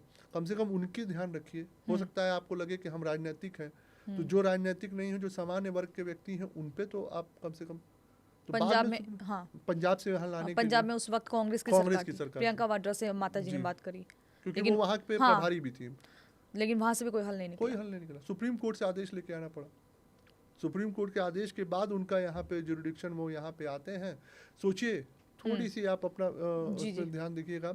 वहाँ वो चलते हैं तो जैसे बीमार की तरह व्हील चेयर पे चलते हैं, मास्क लगाते हैं, लेकिन जब यहाँ बांदा में आते हैं तो वज्रवाहन से दौड़ते हुए जाते हैं जेल के अंदर। देखा था हमने, आप गौर करिएगा वो बिल्कुल। वीडियो, वो अगर वो clip वीडियो है। लाइव चलाई हाँ, थी उस live वक्त। चलाई मैं थी, हाँ। किसी एक चैनल में थी, तब हम जी। वो लाइव तस्वीरें दिखा और भी वो रहे थे। दौड़ते हुए गए थे। हम्म, और जबकि अमूलन जो व्यक्ति को अगर चलने में दिक्कत हो, जो वो बताते थे समस्या कि उनको कमर में दिक्कत है, चलने में दिक्कत है, या हार्ट से संबंधित समस्या है, उतनी लंबी बाय रोड जर्नी करने के बाद दौड़ते हुए भागे, तो वो बता रहा था कि उसको अब दहशत ये है कि कोर्ट ऑफ लॉ में जो हो तो वो बाद में होगा, कहीं योगी जी की सरकार ठीक न कर दे हमें। ये जो पार्टियों की जो जोड़ी मिल जाती है, चाहे हम सपा बसपा की बात करें, कांग्रेस सपा की बात करें, ये कॉम्बिनेशन कैसा है? देखिए, देश विरोधी है, मेरा तो रूप से ये मानना है, समाज के विरोध में है। ये कॉम्बिनेशन कभी ये नहीं चाहता, ये नहीं सोचता है कि आम जनमानस के किन मूलभूत सुविधाओं पे हमें काम करना है, और वो आम जनमानस कैसे भयमुक्त रह सकता है। उनके लिए केवल धर्मनिरपेक्षता का एक आडंबर बना के और केवल मुसलमान की बात करनी है। अब आप 2 दिन पहले का न्यूज़ उठाइए, 9 जुडिशियल जजों को मालदा में, बंगाल में बंदी बना लिया गया। आर्मी को आना पड़ा, बंगाल की सरकार है, और मुख्यमंत्री का ये कहना कि मुझे पता ही नहीं है। कितनी बड़ी विडंबना है, सोचिए बंगाल के लोगों की, कि ऐसी मुख्यमंत्री जो 8 घंटे वहाँ के जजों को कोई मॉब घेर के और बंद कर दे बिल्डिंग में, और 8 घंटे 5 घंटे पता ही ना चले कि क्या हो रहा है। House arrest. House arrest. तो हम किन पार्टियों की बात कर रहे हैं, हम किन चीज़ों को, किन मूलभूत सुविधाओं के लिए हम इस देश में अपने आप को बना रहे हैं या उपस्थित कर रहे हैं, ये भी सोचना पड़ेगा। हमारा अधिकार ठीक है कि हम सरकार से जवाबदेही लेना हमारी जन्मसिद्ध अधिकार है, पर यह भी सोचना अधिकार है कि हम किसे चुन रहे हैं, हम किसे लेके जा रहे हैं, इस देश का प्रतिनिधित्व या इस प्रदेश की प्रतिनिधित्व हम किसे देना चाहते हैं। कि आप उस समय हताश हो गए कि पंजाब की सरकार से भी कुछ हल नहीं हो पा रहा है, तत्कालीन उस समय कांग्रेस की थी, और उस वक्त 2004 में जो सरकार थी तब उससे भी आप संतुष्ट नहीं हो पाए। लेकिन अगर मैं बात करूं, 2004 में समाजवादी पार्टी की सरकार थी, और 2000 अगर मौजूदा वक्त की हम बात करें, 26 की बात कर रहे हैं, तो भी बीजेपी की सरकार है उत्तर प्रदेश में। इन दोनों ही सरकारों के कार्यकाल के दौरान कानून व्यवस्था में आपने कितना बड़ा अंतर महसूस किया? सबसे बड़ा अंतर नियत का था। नियत ये थी कि हमें विकास तो करना है, पर किसी माफिया को ये मौका नहीं देना है कि उस विकास के फायदा उठाकर आम जनमानस को प्रताड़ित करे, रंगदारी मांगे, हत्या कराए, लोगों की जमीन लूटे। क्योंकि माफिया तो पहले से इस्टेब्लिश हो चुके थे। 2017 में पूज्य महाराज जी के आने से पहले माफियाओं ने अकूत धनार्जन कर रखा था। और उस किले को ढहाने में योगी आदित्यनाथ की कितनी बड़ी भूमिका रही? बहुत बड़ी, इतनी बड़ी कि आज आप ये समझिए कि मुख्तार अंसारी या उसके जुड़े हुए जितने गुर्गे हैं, गाजीपुर की मैं बात करता हूँ, मैं वहां से राजनीति के उसमें मोहम्मदाबाद, उनकी सारी जमीनें जो अकूत संपत्ति में अर्जित की गई थी, वो सामान्य जमीनों को गैंगस्टर मुकदमे में कुर्क कर दी गई है। अब ये सोचने का तर्क है। मैं मिट्टी में मिला दिया गया। जी जी, मैं युवाओं से भी ये मतलब कहूँगा कि आप ये सोचिए, जो व्यक्ति 1978-80 में साइकिल स्टैंड का ठेका लेता हो, वो 2023 तक 10,000 करोड़ का आदमी कैसे बन गया? ये सोचने का विषय है। वो संपत्ति जो उसने धनार्जन किया, उसने कई व्यक्तियों की तुरंत हत्या करके उनके जमीन को लूटा है। तो क्या उस पर फैसला तुरंत नहीं होना चाहिए? क्या उसके जमीन पे बुलडोजर तुरंत नहीं चलना चाहिए? हम इंतजार करें कोर्ट का कि वो बुलडोजर चलाएंगे? जब उसने हत्या करने से पहले नहीं सोचा तो उस जमीन को, जैसे उसने अकूत संपत्ति को धनार्जन किया है, उस पर बुलडोजर चलाने के लिए क्यों सोचे? लेकिन कोर्ट के कायदे कानून से तो कोर्ट- चलना पड़ेगा ना। बिल्कुल, ये देश संविधान से है और संविधान से संविधान चलता से है, है, हाँ। कोर्ट से है। हाँ। लेकिन ये भी सोचने की वजह है कि वो जो संपत्ति उसने इकट्ठा की है, वो किसी कोर्ट के परमिशन से नहीं इकट्ठा की है। वो किसी न किसी मासूम व्यक्ति की, किसी न किसी के बाप को, किसी न किसी के पति को हत्या करके उसको अपने पास रखा हुआ। कौन कौन से उत्तर प्रदेश के ऐसे बड़े माफियाओं को आप ध्यान में रखते हैं कि उनकी अकूत संपत्ति थी, जो उन्होंने किले अपने आप बना लिए थे बड़े बड़े, उसको एकदम ढहा दिया योगी जितने आदित्यनाथ अभी ने? हम लोगों ने नाम लिए, अतीक को देख लीजिए, आप मुख्तार को देख लीजिए, इधर आप राकेश पांडे को देख लीजिए, सब बड़े बड़े माफियाओं का मतलब जो जितने अकूत संपत्ति थे वो गैंगस्टर्स में को। क्या आपको लगता है कि राजनीति ने आपके परिवार से बहुत कुछ छीन लिया या कुछ दिया भी है? देखिए, राजनीति कभी भी मेरा व्यक्तिगत रूप से मानना है कि राजनीति कभी किसी की माशूका नहीं होती। वो हमेशा ही एक खूनी संघर्ष तो देती ही है, पर राजनीति और समाज ये दोनों एक दूसरे के पूरक हैं। और जिसने अपने नीयत को साफ रख के समाज के लिए काम किया, उसकी राजनीति अच्छी है। जिसने अपने नीयत को खराब करके समाज के विरोध में काम किया, उसकी राजनीति बुरी है। अब इसी संघर्ष के बीच में अपनी जीवन को चलाना है और समाज के लिए एक ऐसा उदाहरण देना है कि हम आने वाले समय में एक भयमुख समाज जो 2017 से स्थापित करने का प्रयास महाराज जी ने किया और आज हो चुका है, उसको हम आगे तक बढ़ाते चले। 13.5 साल के कोर्ट ट्रायल के बाद सभी आरोपियों को बरी कर दिया जाता है। ये एक फैसला आपके और आपके परिवार के लिए कितना बड़ा झटका था? देखिए, झटका तो बहुत बड़ा था, जैसे लगा कि पुनः हत्या हो गई। लेकिन क्योंकि कोर्ट द्वारा ये आदेश हुआ था तो मानना भी एक संवैधानिक रूप से और एक देश के नागरिक होने के नाते ज़रूरी भी था। लेकिन सबसे आश्चर्य की बात ये लगी कि जज साहब ने जब आदेश पारित किया तो उसमें उन्होंने लिखा कि अगर जो गवाह थे उनको, क्योंकि मौके पे 2 गवाह मेरे गवाह क्यों मुकर गए अचानक से? गवाह देखिए ऐसे नहीं मुकरे, एक दिन की ये प्रक्रिया नहीं थी। गवाह का मुकरने का मूल कारण था कि जो सुरक्षा में लगे हुए पुलिसकर्मी थे उस समय समाजवादी पार्टी में, वही धमकाते हुए कोर्ट में ले जाते थे, कह रहे वहां से गोली मार दी हंसो, हेजा से गोली मार दी हंसो, मुख्तार भाई का फोन आयल बोला बतियाला, तो गवाह डरेगा। हम लोगों ने अपने घर की 2-2 बुलेट प्रूफ गाड़ियां सुरक्षा में दे रखी थी, लोगों को व्यवस्थित कर रखा था, अपने पर्सनल गनर्स लगा रखे थे। लेकिन जिसको भय आना है वो भयभीत हो ही जाएगा। और जब जज साहब ने आदेश पारित किया तो उन्होंने साफ लिखा कि उसमें अपने आदेश आप कॉपी में दे दूंगा, आप पढ़िएगा, कि अगर गवाहों को सुरक्षा मुहैया कराई गई होती तो आज इस केस का फैसला कुछ और होता। यानी कि उन्होंने डर के चलते ये सब किया, एक डर और दबाव के चलते। मुख्तार अंसारी को जब आपको पता चलता है कि हार्ट अटैक आया और हार्ट अटैक के चलते मुख्तार अंसारी की मौत हो जाती है, निधन हो जाता है, तो ये खबर आप लोगों के लिए कैसी थी, आपके परिवार के लिए? थोड़ा बुरा क्या लगा कि इस दिन इंसाफ मिल गया? नहीं, थोड़ा बुरा ये लगा कि भगवान ने ऐसे जाने दिया, मतलब हार्ट अटैक से और भी व्यवस्था हो सकती थी, पर क्या पता, भगवान ने जो चाहा वो किया। आपको बुरा लगा मुख्तार अंसारी की मौत के बाद? हाँ, थोड़ा सा मैं और चाहता था कि जो और मुकदमे थे उनमें पहले जो, क्योंकि देखिए मैं अपने मुकदमे में अगर फैसला पाया तो एक खुशी हुई कि नहीं, समाज ने ये जाना कि ये रॉबिन हुड नहीं, ये गैंगस्टर है। 2-3 और लोग थे जो बहुत ही निहायत गरीब और वंचित थे, जिनके हस्बैंड को, जिनके लड़कों को मारा गया था, काश उनको भी उसमें सजा होती और वो अपना पूरा सजा भुगते। वो जो जल्दी चले गए वो पूरा अपना सजा भोगते, जेल के कारावास में रहते और जानते कि एक एक अपराध को अपना समझते कि मैंने इतना अपराध किया है, उसका मुझे आज दंड मिल रहा है, तब थोड़ा सुकून लगता है मिलता। कई राज अभी भी दब गए मुख्तार अंसारी की राजपूत दबे निधन नहीं, की मौत की बस बात। ये था कि थोड़े जल्दी चले गए, थोड़ा और लंबा उनको कारावास में रहना चाहिए था, बस इतना। थोड़ा तड़पते, थोड़ा और मजा आता। और मज़ा आता।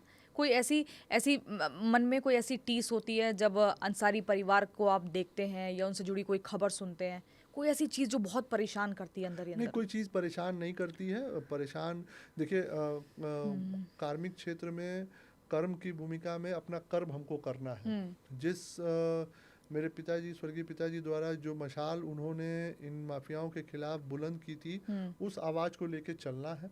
और जब तक इनके विचारों को मोहम्मदाबाद की धरती से, गाजीपुर की धरती से पूर्णतया समाप्त नहीं कर दूंगा, तब तक रुकना नहीं है। मुख्तार अंसारी की जेल में मौत हुई, लेकिन कुछ लोग सरकार के ऊपर भी दोषारोपण करते हैं, दोष मढ़ते हैं। आप इसको कैसे देखते हैं कि वो एक नेचुरल मृत्यु थी बिल्कुल नेचुरल मृत्यु थी, या फिर वो एक कुछ साजिश के तहत उसको अंजाम दिया जैसे गया? मेरा कहना है कि क्योंकि दो धड़े हैं समाज के जो अलग अलग वो उनका। तो हमेशा हाँ, रहेंगे, हाँ, वो तो हमेशा एक एक धड़ा हमेशा ही अपोजिट बात करेगा। लेकिन हाई कोर्ट के जजेस ने, एसआईटी ने, सीआईडी ने, सबने जांच कर ली। अब कोई अलग से तो आएगा नहीं जांच करने। क्या आपको लगता है कि न्याय जो आप लोगों को मिलना चाहिए था वो अभी भी अधूरा रह गया है, क्योंकि अफजाल अंसारी अभी भी जिंदा है? नहीं, ठीक है, जिंदा है, लेकिन न्याय वो भी जल्द पूरा होगा।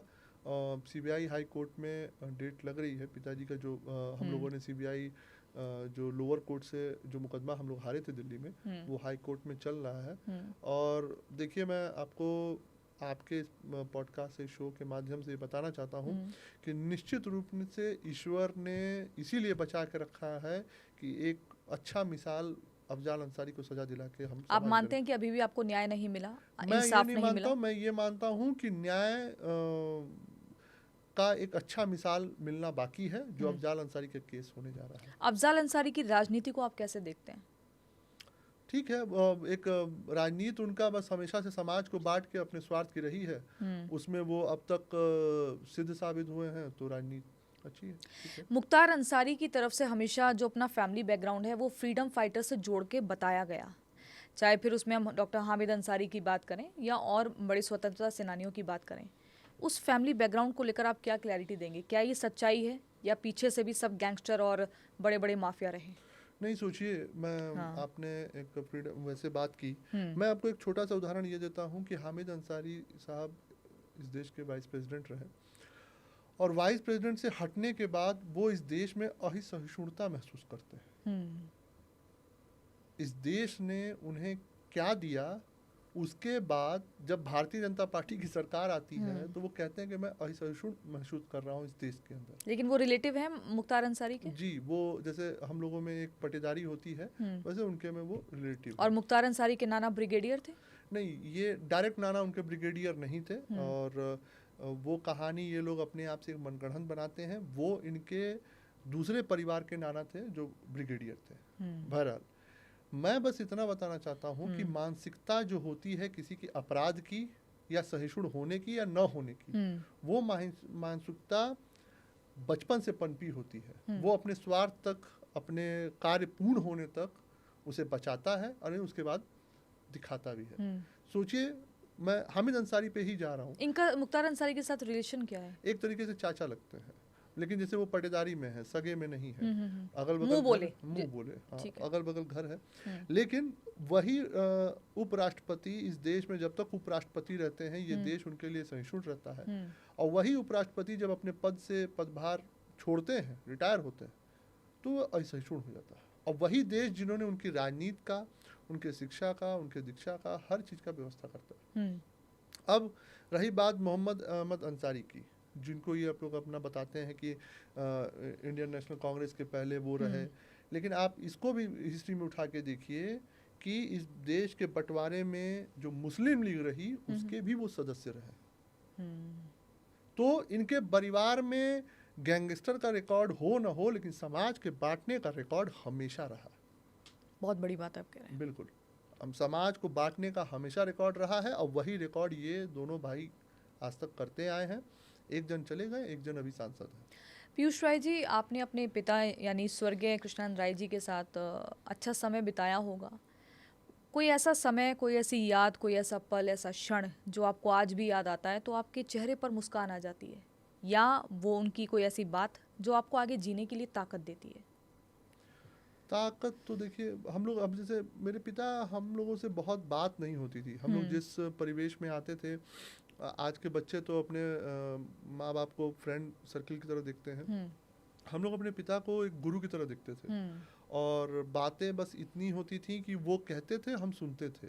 हम लोगों के कहने का या तो अपने संस्कार से नहीं था कि हमें कहना ही नहीं है कुछ, वो समझते हैं हर बात। और यादें हमेशा से शिक्षा को लेके हमेशा से उनका एक वो रहा है कि शिक्षा पूर्ण करिए, शिक्षा अच्छी करिए। आप क्या बनते हैं उसका एंड रिजल्ट से मतलब नहीं है, पर अच्छी शिक्षा हो। और एक चीज़ हमेशा वो कहते थे कि जीवन में आप कभी भी किसी भी स्टेज पे रहिए, किताबें ज़रूर, कोई अच्छी किताबें हमेशा हमेशा, वो खुद पढ़ते थे। वो खुद किताबों के बहुत शौकीन थे, और वो चीज़ शायद देख के समझ के हम लोगों ने भी देखी समझी। और एक चीज़ वही है कि अब उनके न रहने के बाद वो सूनापन आया। वो गुरु का एक जैसे होता है मार्गदर्शन देता है, वो चीज़ हमेशा हमेशा जी।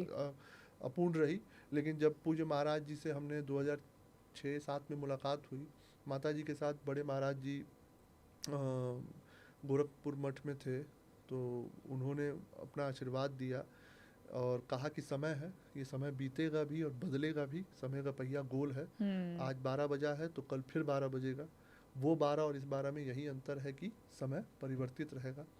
तो फिर लगा कि जब पूज्य महाराज योगी आदित्यनाथ जी का जब थोड़ा सा लगाव हुआ, तो लगा कि वो कहीं ना कहीं जो शिक्षक एक जीवन में जिसकी हमेशा अनुपस्थिति थी, वो शिक्षक मिल गया जो मार्गदर्शन हमेशा देते रहते हैं कि कैसे अपने कार्यों को करना है, अपनी दिशा को हमेशा तय करते रहते हैं कि इस देश के लिए, इस प्रदेश के लिए हम कैसे अपने कार्य कर सकते हैं। इस पूरे पॉडकास्ट में आपने कई बार शिक्षा को लेकर बहुत जिक्र किया है। आपने इस बताया कि शिक्षा की इम्पोर्टेंस क्या है, और ये सच्चाई भी है कि शिक्षा हर समस्या का समाधान है। अगर कोई गरीब है तो गरीबी मिटाने का तरीका सिर्फ शिक्षित होकर ही है। अगर आप चुनाव लड़ते हैं 2027 का, जो कि आप लड़ेंगे, ये पार्टी तय करेगी। वैसे बीजेपी से बात चल रही है आपकी? नहीं, बात क्या करना है, हम कार्यकर्ता हैं, सक्रिय कार्यकर्ता हैं, आज से नहीं है, 12-13 साल से है। हम लोग, मैंने बताया ना कि ये पार्टी के अंदर हम नहीं तय करते कि हमें क्या करना है। ये एक परिवार है, परिवार के वरिष्ठ हैं, वरिष्ठ लोग तय करते हैं। हर किसी की भूमिका तय है, वो तय करते हैं कब किसको कौन सा काम करना है। यानी कि ये तय है कि अगर आप चुनाव लड़ते हैं, पार्टी आपको टिकट देती है, तो आप समाज में कैसे युवाओं को शिक्षित किया जाए इस पर जोर देंगे। आप विधायक बनने के बाद बिल्कुल, सबसे मैं युवाओं से ज़्यादा मैं चाहूँगा कि समाज की बच्चियाँ शिक्षित हों।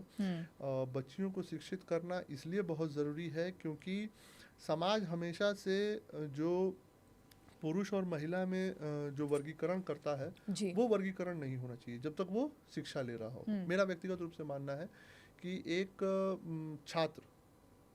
छात्र होता है, वो छात्र और छात्रा नहीं होती है।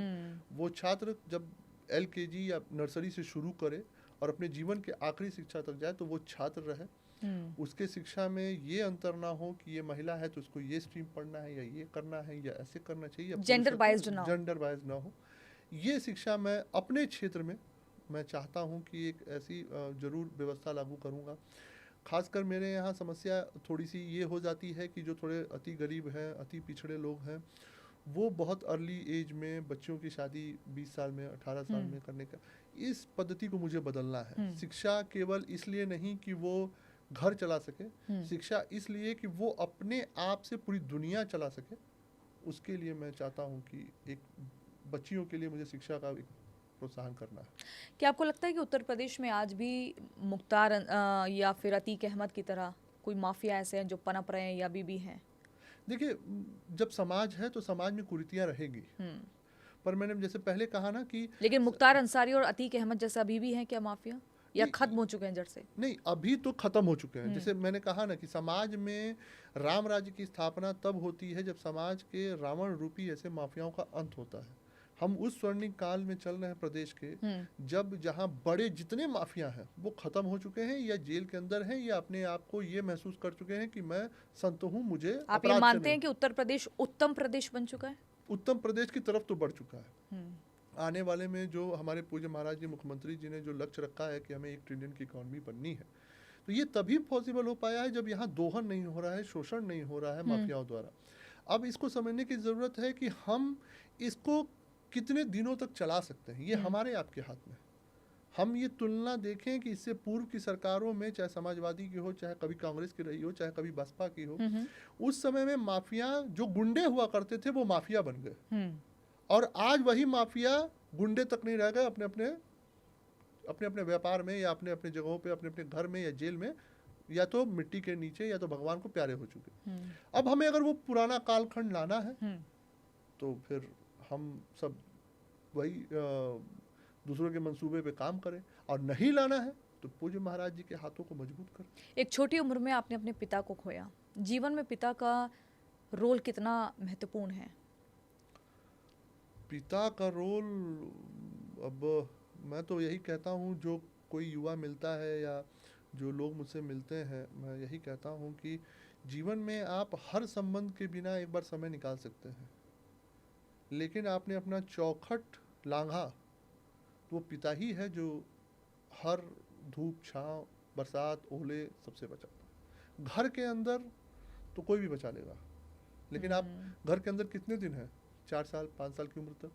जैसे ही घर के बाहर आपने अपना कदम बढ़ाया तो बाकी संबंध रहे ना रहे, पिता का रहना ज़रूरी है। पिता के बिना जीवन कितना कठिन है।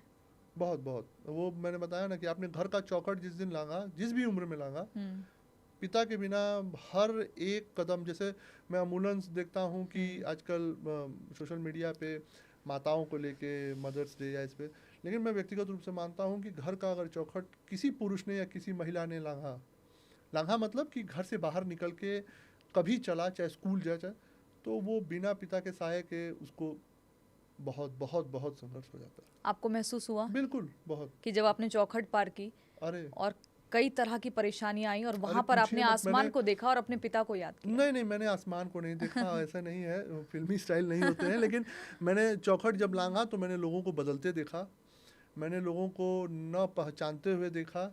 जो लोग एक समय में बैठ के जैसे लगता था कि मतलब अच्छे लोगों को मैंने मतलब चाय की प्याली ख़त्म होने के बाद भी रिक्वेस्ट होता था कि बैठे रहें, वो लोगों को मैंने घर का मतलब घर के तरफ का दरवाज़ा कैसे भूला जाता है, लोगों को समाज में देख के कैसे भूला जाता है, केवल इस भय में कि कहीं मुख्तार अंसारी जान गए कभी भी संबंध है तो हत्या करा देंगे। तो ऐसे लोगों को मैंने बदलते देखा है, और बदलते देखा है तो इसलिए मैं मानता भी हूँ कि मेरे जीवन में मेरी सबसे ज़्यादा शिक्षा समय ने दी है। मुझे शिक्षा किसी व्यक्ति से या किसी किताब से या किसी समाज से नहीं मिली, मुझे समय ने बहुत सिखाया है, और समय ने ऐसा सिखाया है कि मैं अब हर तरह की परिस्थिति को मैं संभाल लेता हूँ। इस पॉडकास्ट के अंतिम पड़ाव में हम चलते हैं, और जो मैं नाम लूँगी उनको सोचते हुए आपके जहन में क्या थॉट आता है वो 1 वर्ड में आपको बताना है। इसका नाम रैपिड फायर है। अच्छा। पहला नाम कृष्णानंद राय।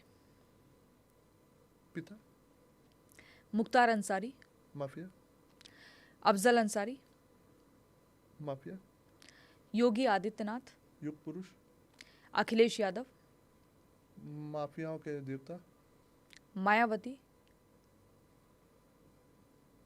चिंतक।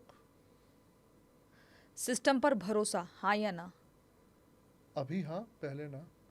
2005 दर्द या गुस्सा? 2005 बेसिकली मेरे लिए ना दर्द है ना गुस्सा है, मतलब मेरे लिए शून्य था। मुझे नहीं समझ में आया कि मुझे गुस्सा है या दर्द है, पर 2005 मेरे लिए शून्य है। मुझे वो कालखंडी, मतलब जैसे मेरे लिए वो एग्जिस्ट ही नहीं करता कि मैं कैसा था, क्या था, मेरे पिता का कैसे हो गया, क्या हो गया, एकदम शून्य, दिमाग जा ही नहीं पाता है। आज का समय सुकून या अधूरापन? सुकून। परिवार या राजनीति? नहीं, ये दोनों चीज़ें ज़रूरी है, लेकिन बिना परिवार के बल के राजनीति नहीं हो सकती। घर पे माता जी हैं, पत्नी हैं, तो बिना उनके सहयोग से राजनीति नहीं हो सकती। तो ये दोनों एक दूसरे के पूरक मैं मानता हूँ। एक कॉइन के 2 सिक्के हैं, अरे एक सिक्के में 2 पहलू हैं, लेकिन मैं इसको दोनों को साथ मानता हूँ, दोनों ज़रूरत है। सबसे बड़ी ताकत? मेरी माँ। 2027 चुनाव लड़ेंगे, हाँ या ना? ये केंद्रीय नेतृत्व तय करेगी। सबसे बड़ा सपोर्टर कौन रहा? मोहम्मदाबाद की जनता। सबसे बड़ा विरोधी कौन? समय ने अगर आपके पिताजी के जीवन पर फिल्म बने तो उसका नाम क्या होगा? वैसे तो मैं पिताजी मेरे इस सब से बहुत खिलाफ रहते थे। वो ये फ़ोटो वोटो खिंचाना या कोई प्रतिमा का ऐसे वो कभी नहीं चाहते थे। लेकिन अगर मैं जैसे आपने कहा कि हाइपोथेटिकल क्वेश्चन है कि उनके अगर नाम पे फ़िल्म बनती उनके है, जीवन के ऊपर उनके जीवन के ऊपर, तो निश्चित रूप से बदलाव उसका नाम होगा। बदलाव। बदलाव। पीयूष राय जी, बहुत बेबाकी से आपने अपनी बातों को रखा। आप हमारे पॉडकास्ट में आए, द प्रियंका शो का हिस्सा बने। बहुत बहुत शुक्रिया। और आपने बताया कि कैसे स्वर्गीय कृष्णानंद राय जी, जो कि आपके पिता, उनके साथ क्या कुछ हुआ, उस हत्याकांड के पीछे की सच्चाई क्या। आपने हर एक बात को बहुत ही बेहतरीन तरीके से डिकोड किया। बहुत बहुत धन्यवाद। धन्यवाद प्रियंका जी, बहुत बहुत धन्यवाद।